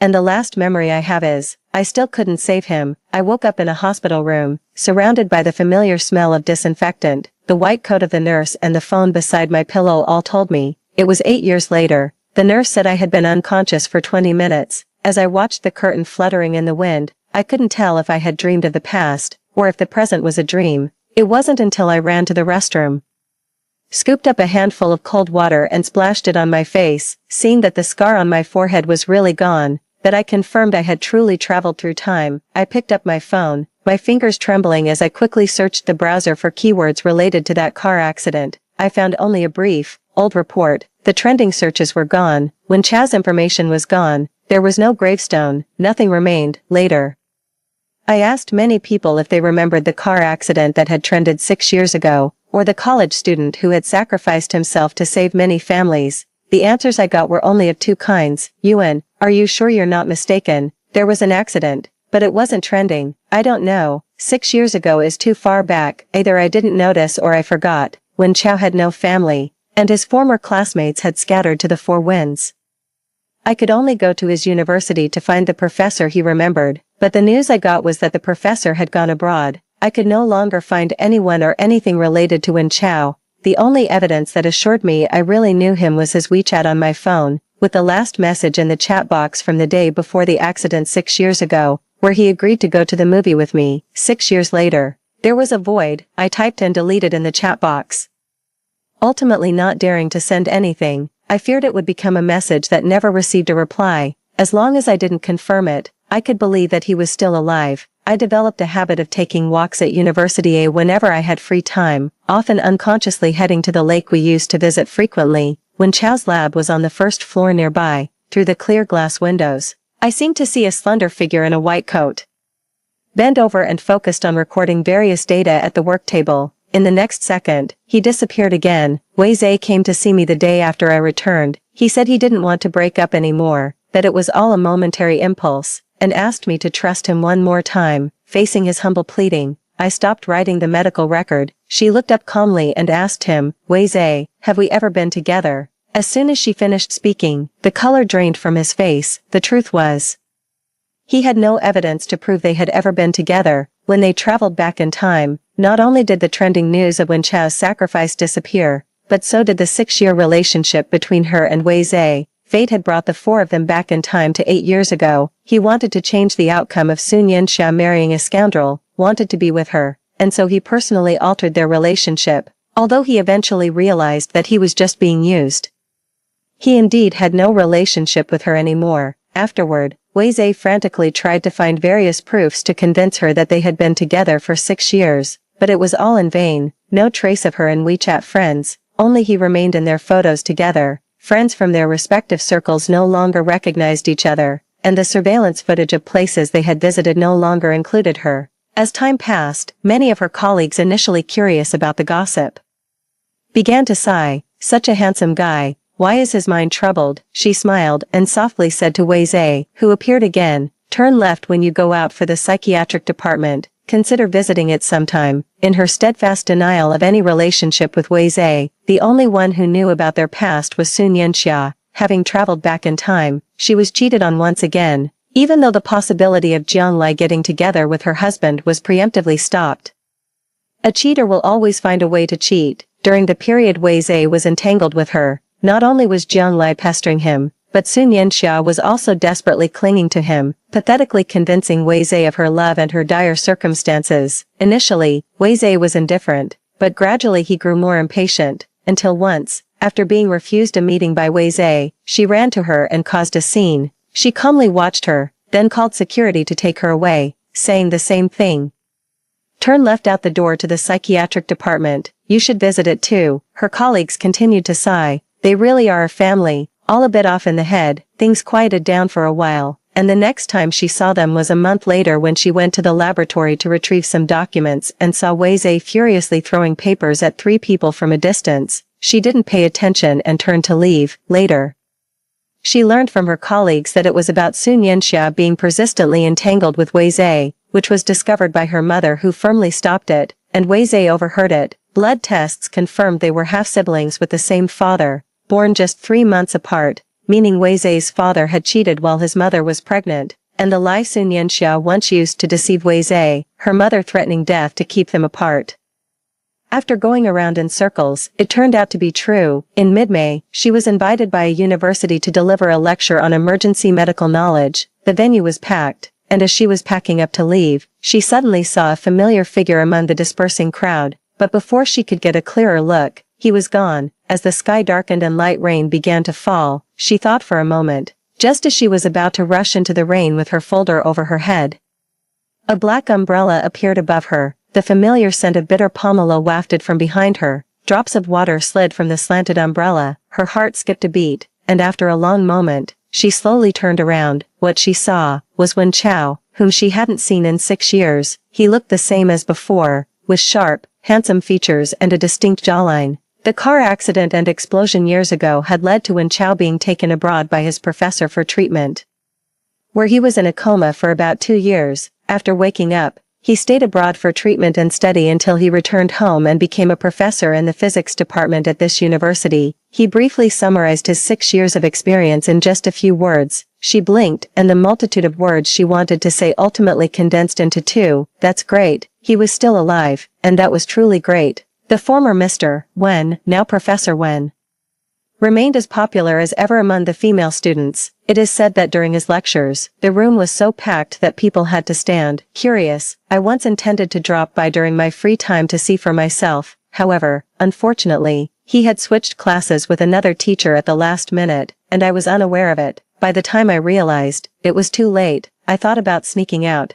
but since I had chosen a seat by the window in the corner, it was difficult to leave without disturbing a large number of students around me. After struggling through half the class, I had just sent a message to Wen Chao when I was called upon to answer a question. Staring at the geological question on the blackboard, which I couldn't understand at all, I took a deep breath and was just about to apologize and admit I had entered the wrong class when suddenly I heard a low voice from behind me. Mesoarchean, I repeated it instinctively, answered correctly, and sat back down. There was no reply from Wen Chao on my phone. Thinking about the classmate who had just helped me, I discreetly turned to thank him, only to meet the familiar handsome face. Wen Chao was wearing a black hoodie, with the hood casually placed on his head, his bangs pushed down slightly, covering part of his eyes. For a moment, it was as if I saw him as he was 8 years ago, quickly turning back, and after a brief pause, just as I was about to ask him why he was there, my phone vibrated. It was his message. I saw you enter this classroom by chance. I wanted to see what class intrigued Dr. Let so much that he attended in person. Above this message was the one I had sent him minutes earlier. I wanted to attend your lecture, but I think I went to the wrong classroom. What should I do now? My phone vibrated again, and another message from him appeared. It turns out it was my lecture. Me, over 6 years. Wen Chao seemed to have changed somewhat, still distant and cool, but back then, he was more restrained. From that moment on, my relationship with Wen Chao returned to how it was 6 years ago, yet there was something different from before. At first, I couldn't tell what it was, until once, when I went to the school to find him, I accidentally overheard a conversation. It was probably one of his colleagues, troubled by romantic issues, who sighed and asked him, "Ah, Professor Wen, how can I make her know that I like her? Ah, you probably don't have this trouble and can't understand my pain." Wen Chao didn't respond, and the colleague continued, "Speaking of which, you've rejected so many people. Do you already have someone you like?" I heard a soft hum as I listened quietly, then turned and left without making a sound. In 6 years, so much can happen. I admit, I like Wen Chao. As for when the feeling of wanting to make amends turned into liking him, I can no longer trace its origin, but back then, knowing it was a hopeless affair, I chose to suppress it until 6 years later, when the spring breeze came and it spread instantly. After that, I often used work and overtime as an excuse to rarely meet him, keeping our relationship at a neither close nor distant level, until he appeared in my consultation room for 3 consecutive days. Somewhat helplessly, I told him, "Wen Chao, you don't need to come every day." He stubbornly and seriously replied, I registered and queued up, "What I mean is, you don't need to come for a checkup every day. It's not serious." He paused for a moment, his voice low, as if restraining himself. "Actually, I'm not here for a checkup." His words were cut off when suddenly a man with a knife burst into the consultation room. With a fierce look, he accused, "It was you who caused my wife's death." Later, amidst the chaos, the man was subdued. Wen Chao was injured by a knife while protecting me, requiring 10 stitches on his shoulder. Standing in front of his hospital bed, looking at his somewhat pale face, my voice turned hoarse and unnatural as I fought back tears. "I'm sorry, whether in the past or now, he always ended up hurt because of me." After half a month in the hospital, as I drove him home, I delicately suggested, "How about I hire a male nurse for you? We wouldn't want any misunderstandings." Typing on his phone, his fingers halted at my words. He turned and asked, "Misunderstand what?" Silence fell in the car, broken only by the breeze that fluttered his hair and rippled across the calm lake of my emotions. Gripping the steering wheel tightly, I kept my eyes on the road and said no more. Ultimately, he refused to have a stranger take care of him, so I took on the responsibility that I felt was mine to bear. But in reality, he didn't need much looking after. Each morning before work, I would prepare lunch in advance, have breakfast with him, and then head to work, returning in the evening to share dinner. Over time, a strange feeling began to grow within me. One night, delayed by a colleague's birthday party I couldn't refuse, I called him to say I'd be late. My car broke down unexpectedly, and a male colleague gave me a ride back. As I opened the door, a sour smell hit me. Seeing Wen Chao poking at his food at the dining table, I asked, "What are you eating?" He looked up calmly, "Can't you smell it? I'm eating vinegar." I walked over to see that he had ordered dumplings. The small dish in front of him filled to the brim with vinegar. I made him a bowl of noodles, opened a window to air out the room, and reminded him, "Don't eat like that again. The smell of vinegar is too strong." He quietly ate his noodles, not saying a word. The next day, a colleague who had once inquired if he had someone special in his heart came to visit him. The deliberately forgotten fact resurfaced. Wen Chao had someone he liked. I don't know what that teacher had told him, but it seemed to have affected Wen Chao's mood, and then I regretted paying too much attention to him. So, at dinner that night, I told him, "Your wound is almost healed." He glanced at me and simply nodded in acknowledgement. After dinner, I silently went to prepare a warm bath for him, reminding him as usual not to touch the wound. As I was leaving, I nearly slipped, but in a critical moment, he pulled me into his embrace. Our hearts pounded so intensely that for a moment, I couldn't tell whose was whose. After a few seconds, as I tried to get up, he gripped my waist tightly, immobilizing me. In the steam-filled bathroom, where our bodies touched, it felt as if a fire was igniting. He looked down at me with an unusual expression, his eyes turbulent, his voice low and husky. "Yuan, I must confess something." "What?" "I have improper thoughts about you." My mind was a mess, and the increasingly hot breath burned all my rational thoughts to ashes. I blurted out the conversation I had overheard, where someone asked him if he had someone he liked, and he had clearly responded affirmatively. The next second, he turned, pressing me against the wash basin, freeing one hand to write on the foggy mirror, "Yes, N." Soon after we became a couple, I voiced a doubt that had lingered in my heart for a very long time. "Why didn't you contact me during the 6 years you were abroad?" At that moment, he was lounging on the sofa reading a physics journal. Hearing my question, he pulled me into his embrace, and the faint scent of bitter grapefruit emanated from him. I heard his hoarse voice, "I'm scared," before I could respond. He continued as he held me, "I'm scared I might become disabled and unworthy of you.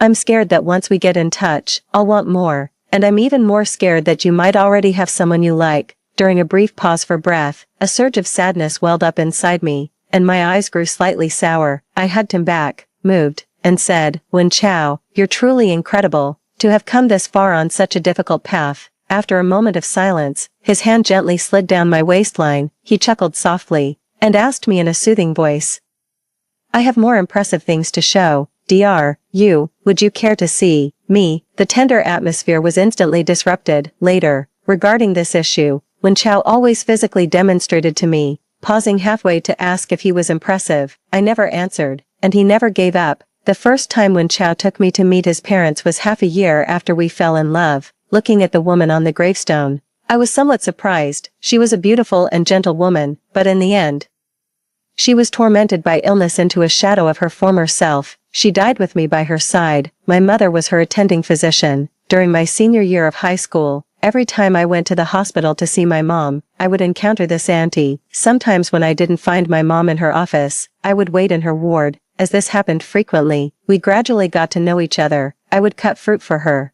fold origami cranes, and chat with her.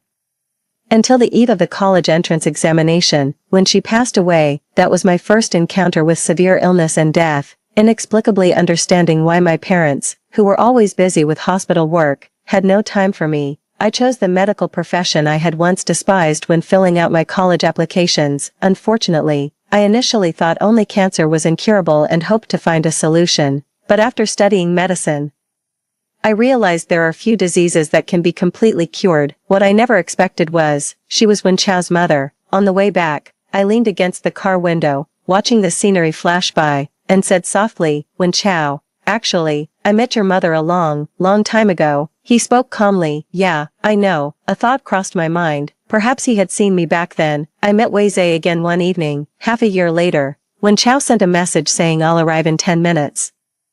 I changed my clothes ready to leave work, and then met the pale, thin Wei Zhe in the elevator, just the two of us. During the silent interval, the elevator reached the ground floor, and I walked ahead, but my arm was suddenly grabbed, and he asked me, looking down, "Yuan, can we talk?" I frowned and freed myself from his grasp, coldly saying, "Wei Zhe, let's not waste each other's time." He seemed to anticipate my response, laughed self-mockingly, and said, "You might not believe it, but in another trajectory of fate, we were together for 6 years." Unwilling to engage with him, I turned and walked away, his voice trailing off behind me. "Unfortunately, I didn't treat you well and lost you." I paused briefly, then continued walking. Outside the hospital, by the flower bed, Wen Chao was waiting for me, under the setting sun's afterglow. I recalled the time when a student's parent invited us to dinner for the second time. I arrived at the venue first, thanking the parent for their concern when I was previously hospitalized. Hearing this, she said confusedly, "I didn't ask Xiaowen to visit you though. I just casually mentioned why you couldn't come," and later he said he had to leave for a school matter. So, that was it. My thoughts were interrupted as he took my hand, lifted a strand of my hair tousled by the evening breeze,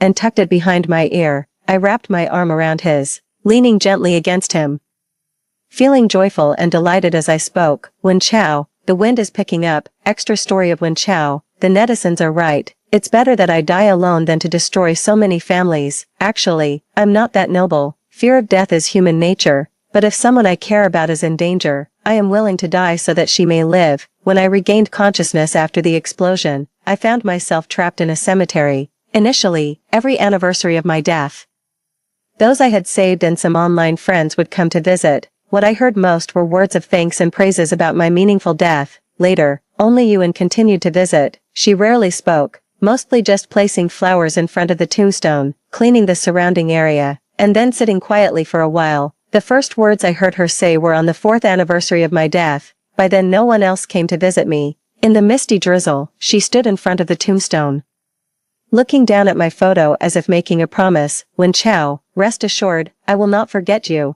That was the first time she called me by my name, and I never would have thought that meeting her would happen through death.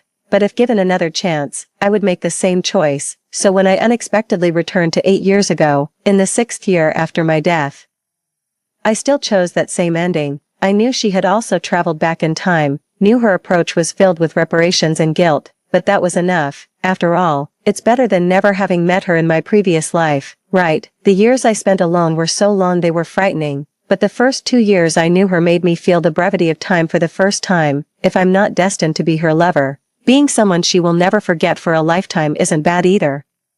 I actually don't remember what that criminal looked like, nor do I know his license plate number, but I remember before that intersection, he threw a few beer cans out of the car window, drinking while driving. This was the only piece of information I had to stop him before you could, so, when I saw him toss a beer can out from the car again, I chased him and honked the horn, unexpectedly, as if provoked. He immediately sped towards a nearby plaza, as I sped up to block his path. I inappropriately remembered that unfinished movie. Perhaps, I'll never know the ending now. That year, in late spring, I took leave from school to visit my mother in the hospital. The ward was very quiet, and my mother was still sleeping. As I walked to the other side to sit down and read, I saw a plate of neatly cut fruit and a pure white origami crane next to it on the bedside table. In a moment of surprise, my mother woke up. She smiled gently and said to me, "NN made this for me." Story 2. My boyfriend spent his whole life creating a time machine. He used it to go back and try to save his first love. I secretly followed him back in time. There, I saw him, whom I had taught bit by bit how to love, tenderly holding his first love's hand, saying, "I didn't know how to love before, and I hurt you. Now, I've learned." The day after we returned from the past, I met Liang-su at Xia Qingxuan's birthday party. He appeared with a cake he made himself and carefully selected gifts. Under the gentle light of the flickering candles, his gaze was deep and affectionate. The atmosphere reached its peak, ambiguous and charged, as everyone gathered around waiting for Xia Qingxuan to make a wish and blow out the candles. Then, they playfully urged the couple to kiss. I stood quietly at the edge of the crowd, watching Xia Qingxuan, holding roses, coyly tiptoe to kiss Liang-su on the cheek. My roommate introduced him to me. "That's Xia Qingxuan's boyfriend, isn't he handsome?" Not only that, but he's also very considerate, gentle, attentive, and always maintains a respectful distance with women. Simply perfect. Silently, I watched as Liang-su gently tucked a stray hair behind Xia Qingxuan's ear, his eyes smiling. I turned away and quietly replied to my friend, "He truly is mature and reliable, good at taking care of others." After all, I had spent 5 years teaching him that, little by little. The original Liang-su wasn't like this at all. He was bad-tempered, impatient, impulsive, irritable, and arrogant. His relationship with Xia Qingxuan, which lasted less than 2 years, ended when she vented all her frustrations and fell in love with his friend. Liang-su couldn't accept that, so he spent years creating a time machine, learned how to love as I had taught him, and without hesitation, left me behind to go back to the time when he had just started dating Xia Qingxuan in their sophomore year. Even though just one more day would have marked our 5th anniversary, but he couldn't wait. Now, we are strangers who don't recognize each other. At the party, Xia Qingxuan was the center of attention, and the conversation revolved around her and Liang-su. Someone asked her how she managed to find such a perfect boyfriend. Others inquired if Liang-su had any equally handsome friends. Even jokingly, someone half-seriously said, "Ever heard the saying, one generation plants the trees? Another gets the shade." Liang-su is so considerate and attentive. Surely an ex-girlfriend taught him all that. Hearing this, Liang-su didn't seem upset. He just smiled lightly and then, taking Xia Qingxuan's hand as if making a confession or a promise, said, "There is no ex. Qingxuan is my first love, and my only love." Of course, he had no ex because it was only a year after they broke up that I started dating Liang-su. I was not the past, but the future, yet. That didn't stop him from applying everything I taught him about love to Xia Qingxuan. In the dimly lit room, the crowd buzzed, so he never saw me standing in the corner the whole time. It was only after the cake was cut, and Xia Qingxuan was introducing friends to him, that Liang-su stood before me, our eyes meeting. I can't describe the look on his face when he saw me, the smile freezing on his lips, a flicker of confusion in his eyes, but he quickly regained his composure. Then, as Xia Qingxuan introduced me saying, "This is Yu Xing, my classmate," he stared at me, lost in thought. I maintained a polite smile, watching Xia Qingxuan tug at his sleeve and frown inquiringly. "Do you know each other?" Liang-su then regained his senses and handed me a piece of cake, saying coldly and distantly, "No, we don't know each other." I sat with the cake on a single sofa, looking towards Liang-su, who had returned to the center of the crowd, under the flickering lights. Tall and with intense features, he was indeed breathtakingly handsome, especially his eyes, deep and earnest, always seemed innocent and passionate when he looked intently at someone. So, during the 5 years we were together, no matter how angry or sad I was, just seeing his face, just him quietly looking at me and softly calling, Xing Xing, I would instantly surrender. It was easy for me to forgive him. The little cake in my hand gave off a faint scent of orange blossom. My roommate, biting on a spoon, mumbled, Yuxing, you must try this. It's incredibly delicious. He really put his heart into it. Now, I have to add another criterion to my boyfriend's standards. I curved my lips into a smile and took a small bite. It was a familiar taste. It was the one I taught Liang Su to make. I had spent half a month patiently helping him, guiding him step by step as he tried over and over again until he learned. He looked at me earnestly and said, Yuxing, once I've mastered this, I'll bake a cake for you with my own hands every birthday. Later, he did learn how to make it, but he never made it for me, not even once. In fact, in the previous life's trajectory, my first encounter with Liang Su wasn't at this birthday party. I wasn't actually close to Xia Qingxuan. She had invited the whole class to her birthday party. I wasn't planning to go, but my roommate dragged me along to join the fun. So I left early after giving my gift and well wishes in the previous life. Thus, I missed Liang Su, who arrived late. That night, back in the dorm, my roommates mentioned him. Yuxing, you left early and didn't see Xia Qingxuan's boyfriend. He's extremely handsome. Too bad he seemed aloof and impatient throughout the party, putting aside their personalities. They do match well in terms of looks. I wasn't particularly curious and generally uninterested in other people's affairs, let alone some other girl's boyfriend. So, after listening, I just smiled indifferently and didn't pursue the matter further, nor did I ask for his name. It was only later, after I got together with Liang Su for a short time, that I accidentally saw a photo in his study and realized he was the handsome guy I had missed at the party, Xia Qingxuan's boyfriend, but I didn't mind. After all, who doesn't have a past? However, now, we have returned to the past. Unlike the previous life, this time, almost everyone was praising Liang Su. Perhaps it was the jubilant atmosphere around them that made the corner where I sat seem a bit lonely. With a mix of indescribable emotions, I unconsciously drank a few more glasses of fruit wine. Slightly tipsy, I couldn't distinguish whether the crossing was real or not. So, I went out to the terrace to get some fresh air for a long time. When I came back sober, the crowd had already dispersed. As I touched the half-closed door of the private room, I saw Liang Su kneeling in front of Xia Qingxuan, who had collapsed on the sofa, gently holding her hand and saying, I didn't know how to love before and hurt your heart, but now I've learned. I have to admit, Liang Su, who has a high talent for learning, can master anything he sets his mind to. 3. So, after that birthday party, I frequently heard about all the things Liang Su did for Xia Qingxuan, like bringing her a rose every time he came to see her, peeling shrimp and picking out fish bones for her at dinners, and even making handmade gifts to create little romantic moments. Oh, he would occasionally come to accompany Xia Qingxuan to class, and since coming back through time, our only interaction was at Xia Qingxuan's birthday party, and then there was today. My roommate and Xia Qingxuan, who are in the same guitar club, were going for a team-building hike, and she pleaded with me to come along to take photos. Yuxing, please, I absolutely love your composition, lighting, and color style. I'll treat you to a big meal when we get back. I agreed after her persistent coaxing. Then, carrying my camera, I arrived at the meeting point with her and saw Liang Su, who had come to accompany Xia Qingxuan. He was dressed in a black and white sports outfit, slightly bowing his head, listening intently to Xia Qingxuan.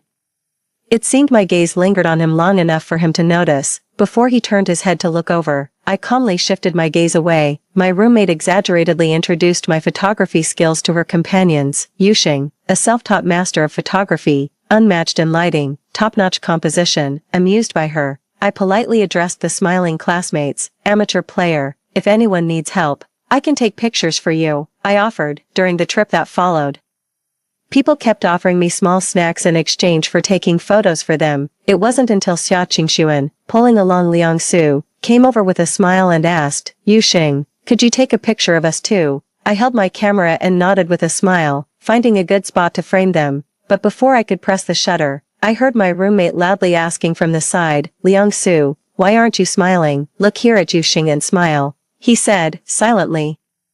I waited for Liang Su to muster a stiff smile, and quickly snapped a few shots. Later, on the way back, we sat together on the bus looking through the photos. receiving polite and joyful compliments from everyone. Finally, we came across a few shots taken by my roommate. They were quite good, except one focused unintentionally on a passerby who walked behind me. He was a young man in a black hoodie and gray pants, his bangs hidden under a hood. Amid the laughter, someone suddenly pointed at the photo and said, "There's a saying online, isn't there? You two didn't know each other, yet you were captured in the same frame. Could it be that in another universe, you really knew each other?" After hearing that, the smile on my face slowly faded. He was right. In a past life, I did know this young man. His name was Chen Jingji, my first love. It's been a very long time since I last saw him, since he died on our second anniversary. It seems like my life has been forever paused at the day of his death, stuck in limbo, suspended in midair. Now, as time seems to rewind, we have yet to meet. My drifting thoughts were suddenly pulled back by a sharp break, causing the camera to slip from my hands, but it was swiftly caught by Liang Su in front of me. After calming my nerves, I turned to thank him, only to find him frowning deeply at the photo. The next second, my roommate peered over, and a surprised voice unexpectedly exclaimed, "Liang Su, he looks a lot like you." I didn't know what Liang Su thought in the moment his fingers tensed, but he was indeed a stand-in. About my relationship with Liang Su, it was actually his idea, but I know better than anyone that Liang Su is not Chen Jingji, no matter how similar they appear. So initially, I was with him out of a sense of guilt and apology, simply wanting to see his face. It wasn't until I accidentally learned that his first love was Xia Qingxuan, and heard him drunkenly say, "When I learn how to love someone, I will come to you," that I realized what he meant when he said to me, "I don't know how to love. Can you teach me how to love you?" He didn't love me. It was a relationship of mutual convenience, so I began to justify using him as a stand-in. I started teaching him how to love me the way Chen Jingji did. I finally understood why in most fantasy dramas, after the protagonist's lover dies, a mere illusion can trap them, even knowing it's not their true lover. They're willing to indulge in the illusion. I also became painfully aware that this was undoubtedly drinking poison to quench thirst, but fate had it that when I was about to give up, I saw scattered documents in his study about wormholes, black holes, the speed of light, time reversal, and time travelers, and a note seemingly scribbled down, "Travelers can only travel back to their own past bodies." In that moment, my heart raced, and an incredible conjecture surfaced in my mind. Being with Liang Su after, the most profound impression he left on me wasn't his inability to love, but his intelligence, an extreme form of it, walls full of certificates and trophies, and the title of a genius in the physics department, all highlighted his smooth and brilliant path, but also gave him a bit of arrogance. He didn't know how to humble himself to love someone in a relationship, until he broke up with Xia Qingxuan. That was probably the only problem he faced that he couldn't solve. So he obsessively sought every possible method to find the answer, and then went back to conquer it. Honestly, I don't know if Liang Su's obsession was with the unattainable Xia Qingxuan, or the only failure in his life path, or if he really was as I suspected, attempting to reverse time and travel back. I had no idea if he could actually succeed, but what if he could? So I pretended to know nothing and continued to be with him, year after year, surpassing the time he had spent with Xia Qingxuan, as well as the time I had been with Chen Jingji, until the day before our 5th anniversary. I called him, "Liang Su, let's talk when you get back." I wanted to break up, unexpectedly. He was silent for a long time on the other end of the phone, then softly said, "Yu Xing, I might not be able to spend our 5th anniversary with you. I'm sorry." Before I could respond, the call was disconnected. Holding the phone, I stood still for a few seconds before suddenly realizing what he meant. Almost without hesitation, I rushed to his now deserted laboratory. Then, we became strangers from lovers. He turned in a perfect score, becoming everyone's idea of an ideal boyfriend. I also had the opportunity to save Chen Jingji and alter his doomed fate. Just as I never cared about Liang Su's past with Xia Qingxuan, he didn't care whom I had been with either. So I think, regarding Chen Jingji being my first love, Liang Su would never know. Eventually, the camera was handed back to me. Liang Su said nothing, just silently looked out the window. I couldn't pay attention to anything else, my eyes fixed on the photo, my mind filled with Chen Jingji, suddenly realizing something, even though I tried to maintain the development of the previous life.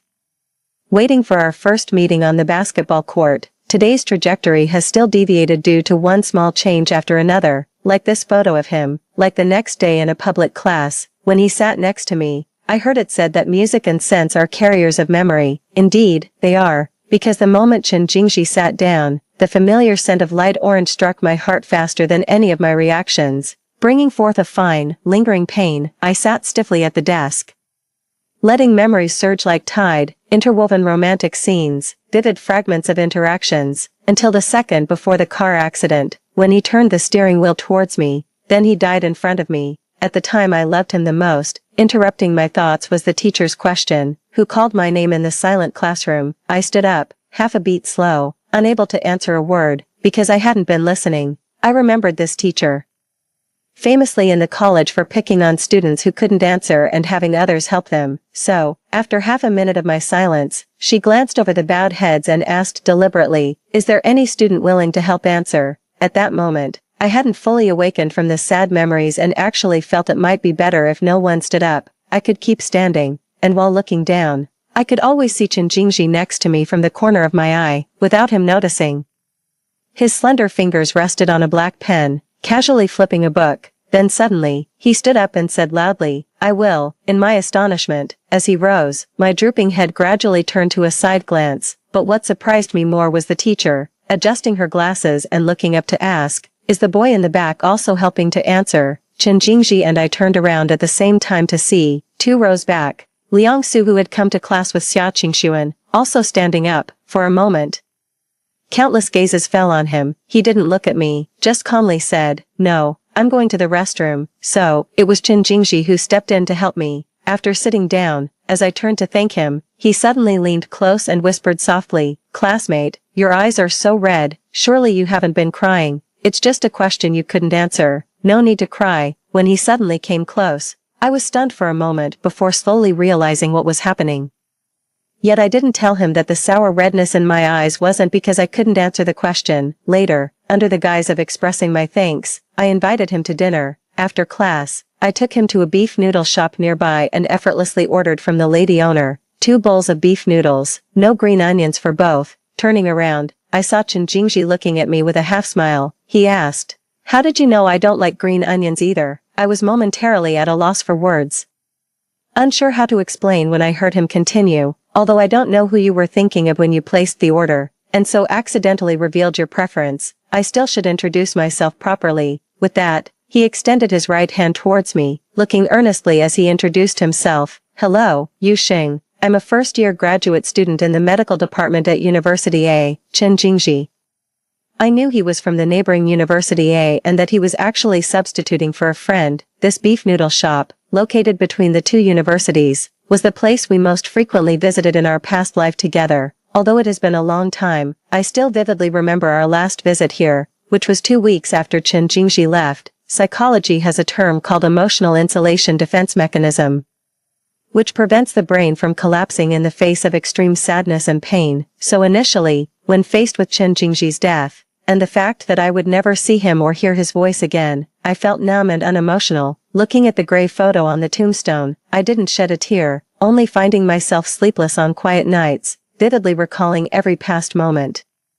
It was during an ordinary evening when I came to this noodle shop and habitually ordered 2 bowls of beef noodles without green onions. Then, as the noodles were served, and I looked at the empty seat across from me, tears unexpectedly started to fall. The emotions that had been sealed off seemed to suddenly tear open, followed by pain spreading from my heart to my entire body, and unstoppable tears. After forcing myself to finish the bowl of noodles, I ended up vomiting everything out in my overwhelming grief. Since then, I hadn't returned to this noodle shop. Fortunately, now back at the beginning, the car accident hadn't happened yet, Chen Jingji hadn't died, and everything could still be salvaged. Looking at the hand in front of me, I gently grasped it and earnestly explained, "I wasn't thinking of anyone, it's just my preference. I misspoke about the 2 bowls." He tilted his head and laughed. "That's quite a coincidence. From now on, it will always be 2 bowls then." In the end, Chen Jingji paid the bill. As I looked on in surprise, he smiled and handed his phone over. "In public, it wouldn't be gentlemanly of me to let a girl pay. How about this? Add me on WeChat,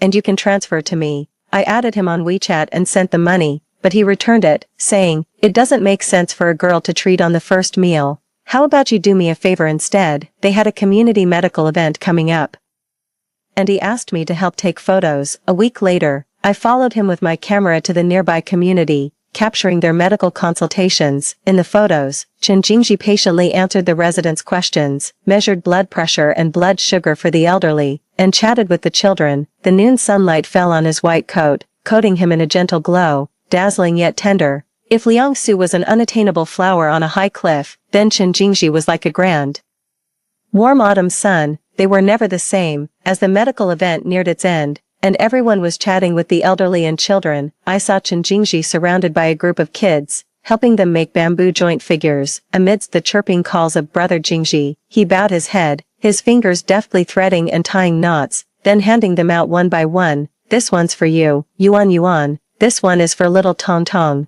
This one is for little Daodu.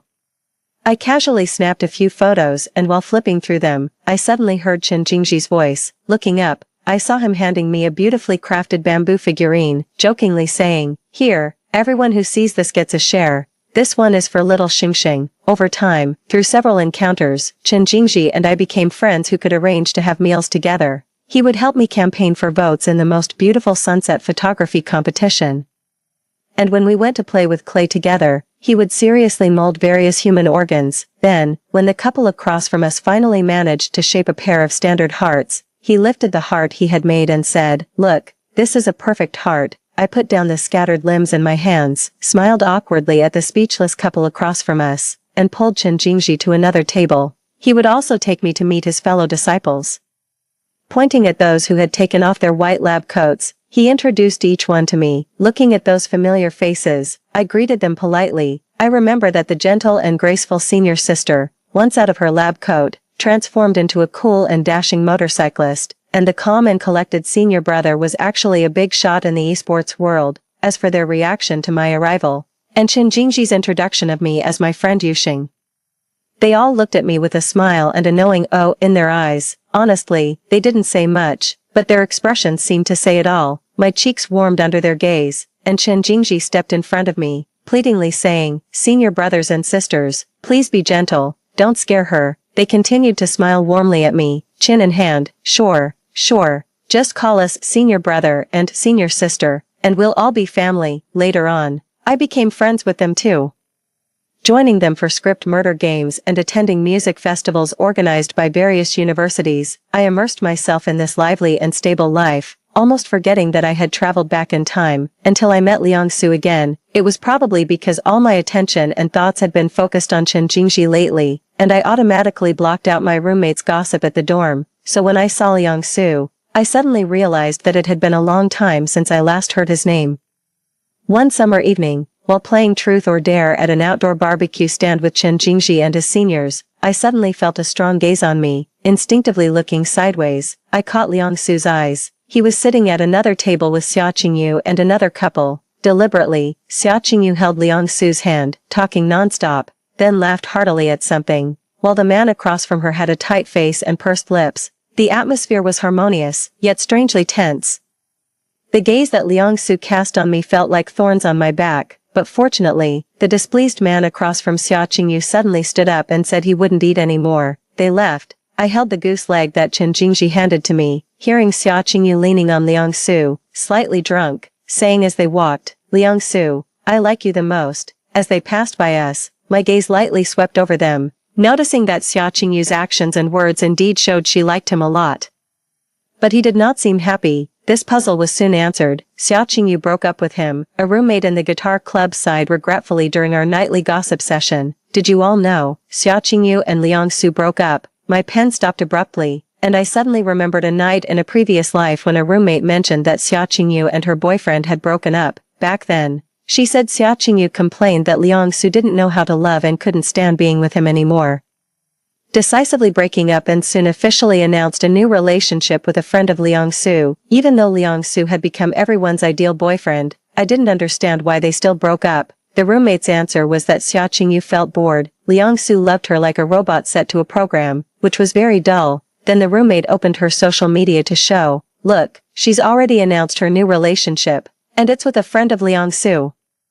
I stared at the social media post, speechless, recognizing the man who had been displeased at the barbecue stand that night. Then I heard my roommate lower her voice, mysteriously adding, The real reason is that Xia Qingyu never really liked Liang Su. She was with him only to spite a childhood friend she had a crush on for a long time. She wanted to make him jealous. Yes, that childhood friend is Liang Su's friend, her current boyfriend now. So whether Liang Su could love someone or not, Xia Qingxuan didn't care at all, because they would inevitably break up in the end, and Liang Su, he thought he had found the right answer, only to realize later that the question itself was wrong. Amidst sighs, another roommate asked, did Liang Su just agree like that? Didn't he try to win her back? He seemed to really like Xia Qingxuan. No, I heard he accepted it very calmly and didn't say anything about holding on. I found this somewhat absurd.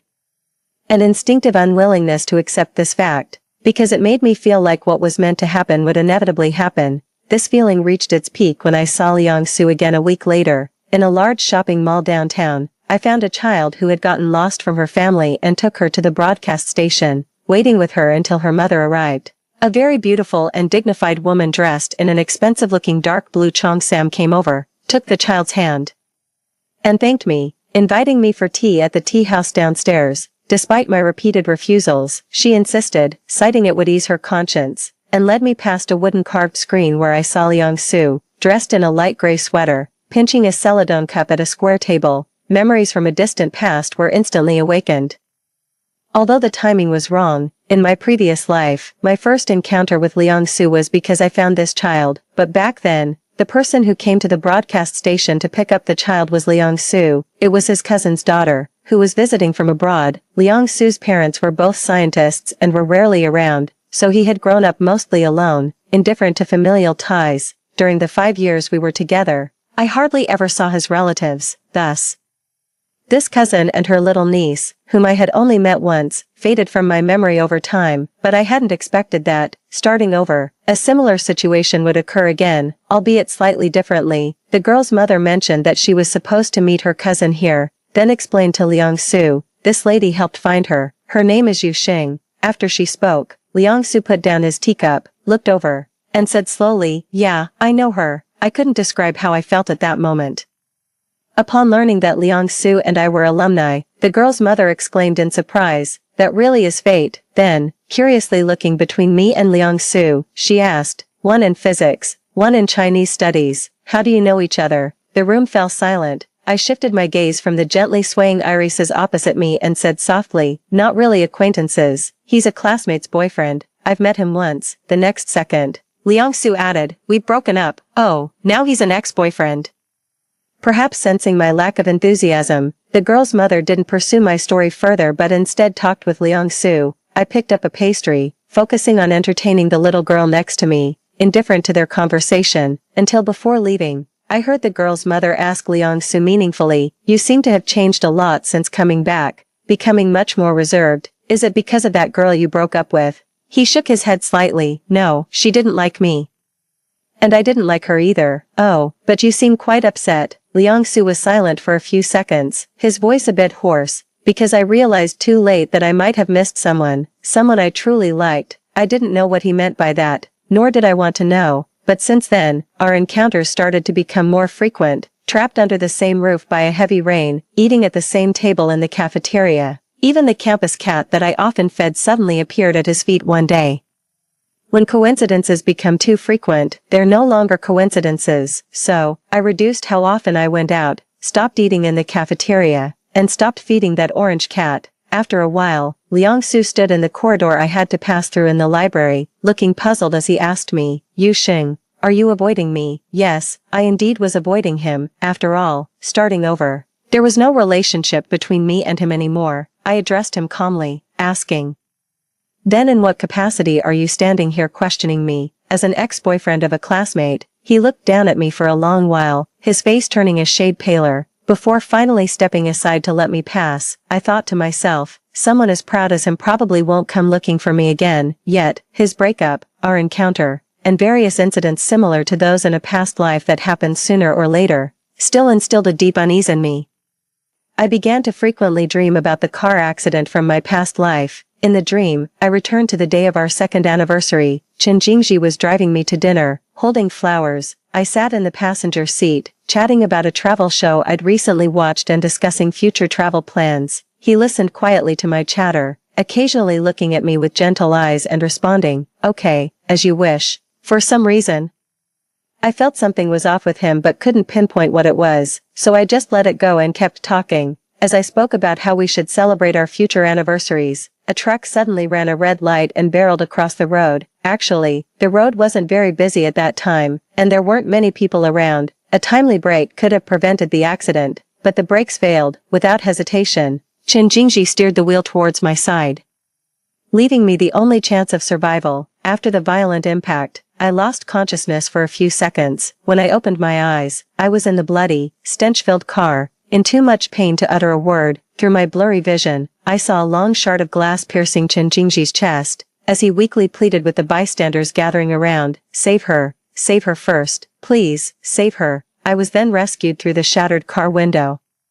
And the last scene I saw before passing out was the car exploding. The investigation results were quickly disclosed. Besides the fatigue-driven truck driver who ran the red light, Chen Jingji's car's brake system had been tampered with. The criminal was a man overwhelmed by millions in debts from online loans, who, unable to repay, decided to lash out at society by sabotaging the brake systems of almost all the cars in that area. Thus, there was a high rate of accidents and casualties during that period. Lying on the hospital bed, I numbly watched the news on my phone, quietly listening to the comforting words of Chen Jingji's senior colleagues when they visited me. It was only when they mentioned that Chen Jingji had planned to propose to me that day that I understood why he had seemed off. The ring was found on his body. It was beautiful, and I liked it very much. During that time, everyone urged me to move forward. But I didn't understand. If I moved on, what would happen to the Chen Jingji who remained here? I was awoken by the urgent ringing of an alarm. Opening my eyes and staring blankly at the ceiling, I realized I had been crying. Every detail of that car accident was etched deeply into my bones, including the criminal who tampered with the brakes. But now, I couldn't do anything. Before the sabotage, he was just a man burdened with debt. And I dared not confront him prematurely to avoid other consequences. I could only minimize changes and wait for the day he committed the crime. During this waiting period, Chen Jingji and I got together. Before that, I had faintly noticed signs that he was about to confess his feelings. It started when a senior from the photography club asked me to pretend to be his girlfriend to fend off a girl who kept pestering him. In the quiet, elegant restaurant, the senior wrapped his arm around me and told the girl across the table, "I really do have a girlfriend now. See, her name is Yu Xing." I wasn't very good at acting. Fearful of giving us away, I just maintained a smile and nodded in agreement. The next second, inadvertently, I saw Chen Jingji with his friends at another table behind a frosted glass partition. He must have watched the entire scene. When our eyes met, he quickly looked down. He didn't respond to his friends' questions, just quietly eating his rice. That evening, I saw a post on his social media, a picture of a heart model cracked in half with the caption, "Heartbroken." The next day, I went to see him with his favorite green plum cake. In the corridor bathed in the sunset, he stood in front of me, looking disheartened, a shadow of his usual bright self. Watching him silently take a bite of the cake, I asked him, "Is it sweet?" "Not sweet. It's bitter." I nodded in understanding, murmured a no, and then changed the subject to mention a new roast duck restaurant nearby, suggesting we could go try it out together. He silently stared at the ground for a while, his voice low. "Would your boyfriend mind us going out to eat together?" I feigned surprise. "Ah, are you talking about the senior from yesterday? I was just helping to ward off some unwanted attention. How was it? Was my acting good enough to fool even you?" After a pause, seeing the light returning to his eyes, I continued, "But even if I had a boyfriend, he wouldn't mind just having a meal with a friend. Do you mind having a boyfriend?" He suddenly interrupted, looking at me nervously. With a light smile, I casually replied, "That depends on how sweet the green plum cake is. I queued for 2 hours just to buy it." He paused for a second, then stuffed the remaining half of the cake into his mouth and mumbled unclearly, "Sweet, it's incredibly sweet." That night, he posted another social media update, a photo of my silhouette with the caption, "My life to come." That's how Chen Jingji and I started dating. There were no dramatic romantic confessions like in novels or TV dramas, just two hearts holding each other. Afterwards, like any other campus couple, we spent a very ordinary but happy time together until the day marked on my calendar, just before, outside an old neighborhood at 3 in the morning, the time of the crime, a sabotaged brake system. But that day was no longer our second anniversary, and his car, due to various changes, wasn't parked there. What I saved was everyone else. At first, I was very nervous, worried about potential accidents, but reality turned out to be surprisingly smooth. Not wanting to get involved in a criminal case and face questioning, I reported to the police that I had lost a necklace worth 20,000 yuan in that area, last seen at 3:30 a.m. The police quickly checked the surveillance and then saw a suspicious man repeatedly near several cars, holding tools. The investigation and verification followed logically, and I was no longer involved. As for the necklace, I told the police the next day that I found it in a trash can. I also heard that many cars had their brakes sabotaged that night. The criminal was caught. The long-held worry probably ended there. But I still felt uneasy inside. This unease lasted until 2 weeks later. When Chen Jingji and I went to the cinema, walking slowly through the crowd, a man with a scar on his right face brushed past me. A knife hidden in his sleeve caught my eye as he walked towards a pregnant woman. In a flash, my actions were almost faster than my thoughts, and by the time I realized it, I had already taken the knife for the pregnant woman, lying on the ground. I finally understood what I had forgotten. The scar-faced man was a fugitive who in a previous life had died in a car accident caused by brake failure. But this time, the accident was prevented. He survived. Chaos erupted around us. Chen Jingji knelt beside me as if saying something, his veins bulging with effort, but I couldn't hear anything anymore. It felt like I had walked through a dense fog for a very long time, eventually reaching the park next to my neighborhood when I was 10 years old. Back then, I was often sick and took hormone-containing medicine, which made me very fat, so other kids would circle around me, teasing, "Big fat pig, freak, fat pig, freak." I covered my ears, desperately trying to explain to them, "I'm not a fat pig, I'm just sick, I'll get better, I'm not a fat pig." No one listened to my explanation. They just watched me squatting on the ground, laughing even louder, until a boy, like a deity descending, coldly warned them that anyone who dared to speak another word would be hung from a tree to let the birds relieve themselves on him. After they ran off screaming, the boy crouched down in front of me, who dared not look up, and comforted me in a gentle voice. "Don't be afraid, I've driven them all away." I slowly raised my head to look at his handsome face and whispered, "Brother, I'm not a fat pig, I'm just sick." He smiled at me tenderly. "Yes, I know, you're just sick, you'll get better." From that day on, whenever I went to the park, I would see him jogging. No one else wanted to play with me, only he would, but he was so handsome that it made me feel inferior and sad. I couldn't help but ask him, "Brother, what if I never get better?" He ruffled my hair and hummed thoughtfully before saying, "Then I'll become a doctor and cure you." From our first meeting to the day he left, it was only 11 days. That was the last thing he said to me before I heard his mother calling him not far away. "Jingji, Chen Jingji, come home for dinner." The next day, my father's affair was discovered, and my mother and I moved away. I never saw Chen Jingji again. When we met again, he had become a medical student, standing out in the crowd, as handsome as ever, and my illness had also healed. Later, we accidentally reunited at a basketball court, got to know each other, and became a couple.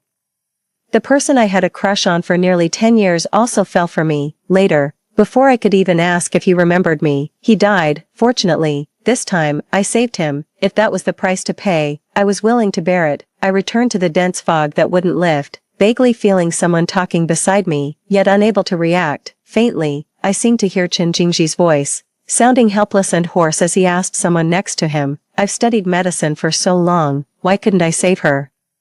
Teacher, what should I do?" When I regained consciousness again, the hospital room had become very quiet. Someone was sitting by the bed, using all my strength. I barely managed to lift my eyelids halfway, only able to vaguely see his face, resembling Chen Jingji, and also like Liang Su. I tried hard to distinguish for a long time, to no avail, until he spoke. "If I hadn't traveled back in time, would it not have triggered the butterfly effect that caused your injury, or did you also come back?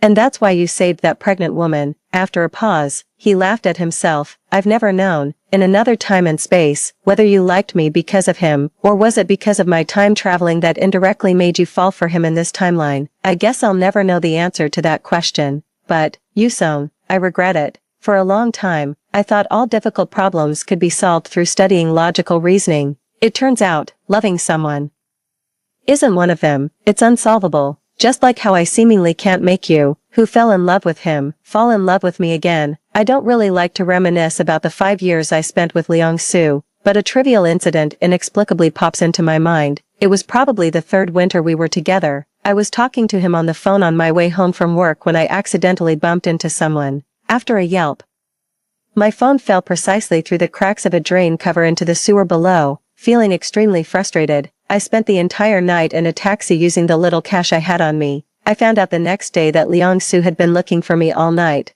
I don't know why he did that, but I knew that a relationship started with impure intentions would never end well. Talking about it now is pointless. I woke up on a very ordinary evening. As soon as I opened my eyes, I saw Chen Jingji patiently wiping my fingers one by one as he bent his head. I turned my head slightly and called out softly, "Chen Jingji." His movements abruptly stopped. Without looking up, his knuckles whitened as he gripped the towel tightly. Then after a moment of silence, he got up and strode out. I watched the white ceiling and silently counted inside my head. By the 57th count, he walked back in. The corners of his eyes were red. After a thorough checkup, I was cleared to leave the hospital. On the day of my discharge, Chen Jingji took me to his place and began to take care of me cautiously, revolving his days around me. Feeling somewhat apologetic, I said to him, "I'm sorry for troubling you so much. We've only just started being together." He seemed amused and pinched my face, placing a bowl of soup in front of me, feigning annoyance. "Then drink up quickly, and get the weight you lost back."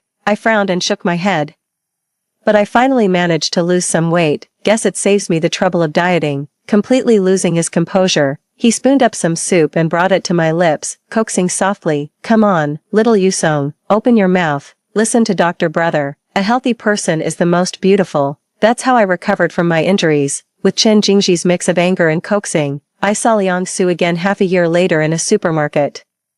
As I was looking for Chen Jingji while holding a few oranges, one accidentally rolled away. It kept rolling until someone bent down and picked it up. It was Liang-Su. He stepped forward, placing the orange back in my arms. During our silent gaze, I sincerely thanked him. "Liang-Su, thank you." Just then, Chen Jingji's voice called out as he was looking for me, "Yusong." I quickly responded, "Coming," and brushed past Liang-Su who was about to speak. Just like in this vast universe, we may have brief encounters, but ultimately, we drift apart. That night, while organizing the study, I saw a cartoon drawing in a photo frame inside the glass cabinet. It depicted a chubby little girl with a bubble above her head.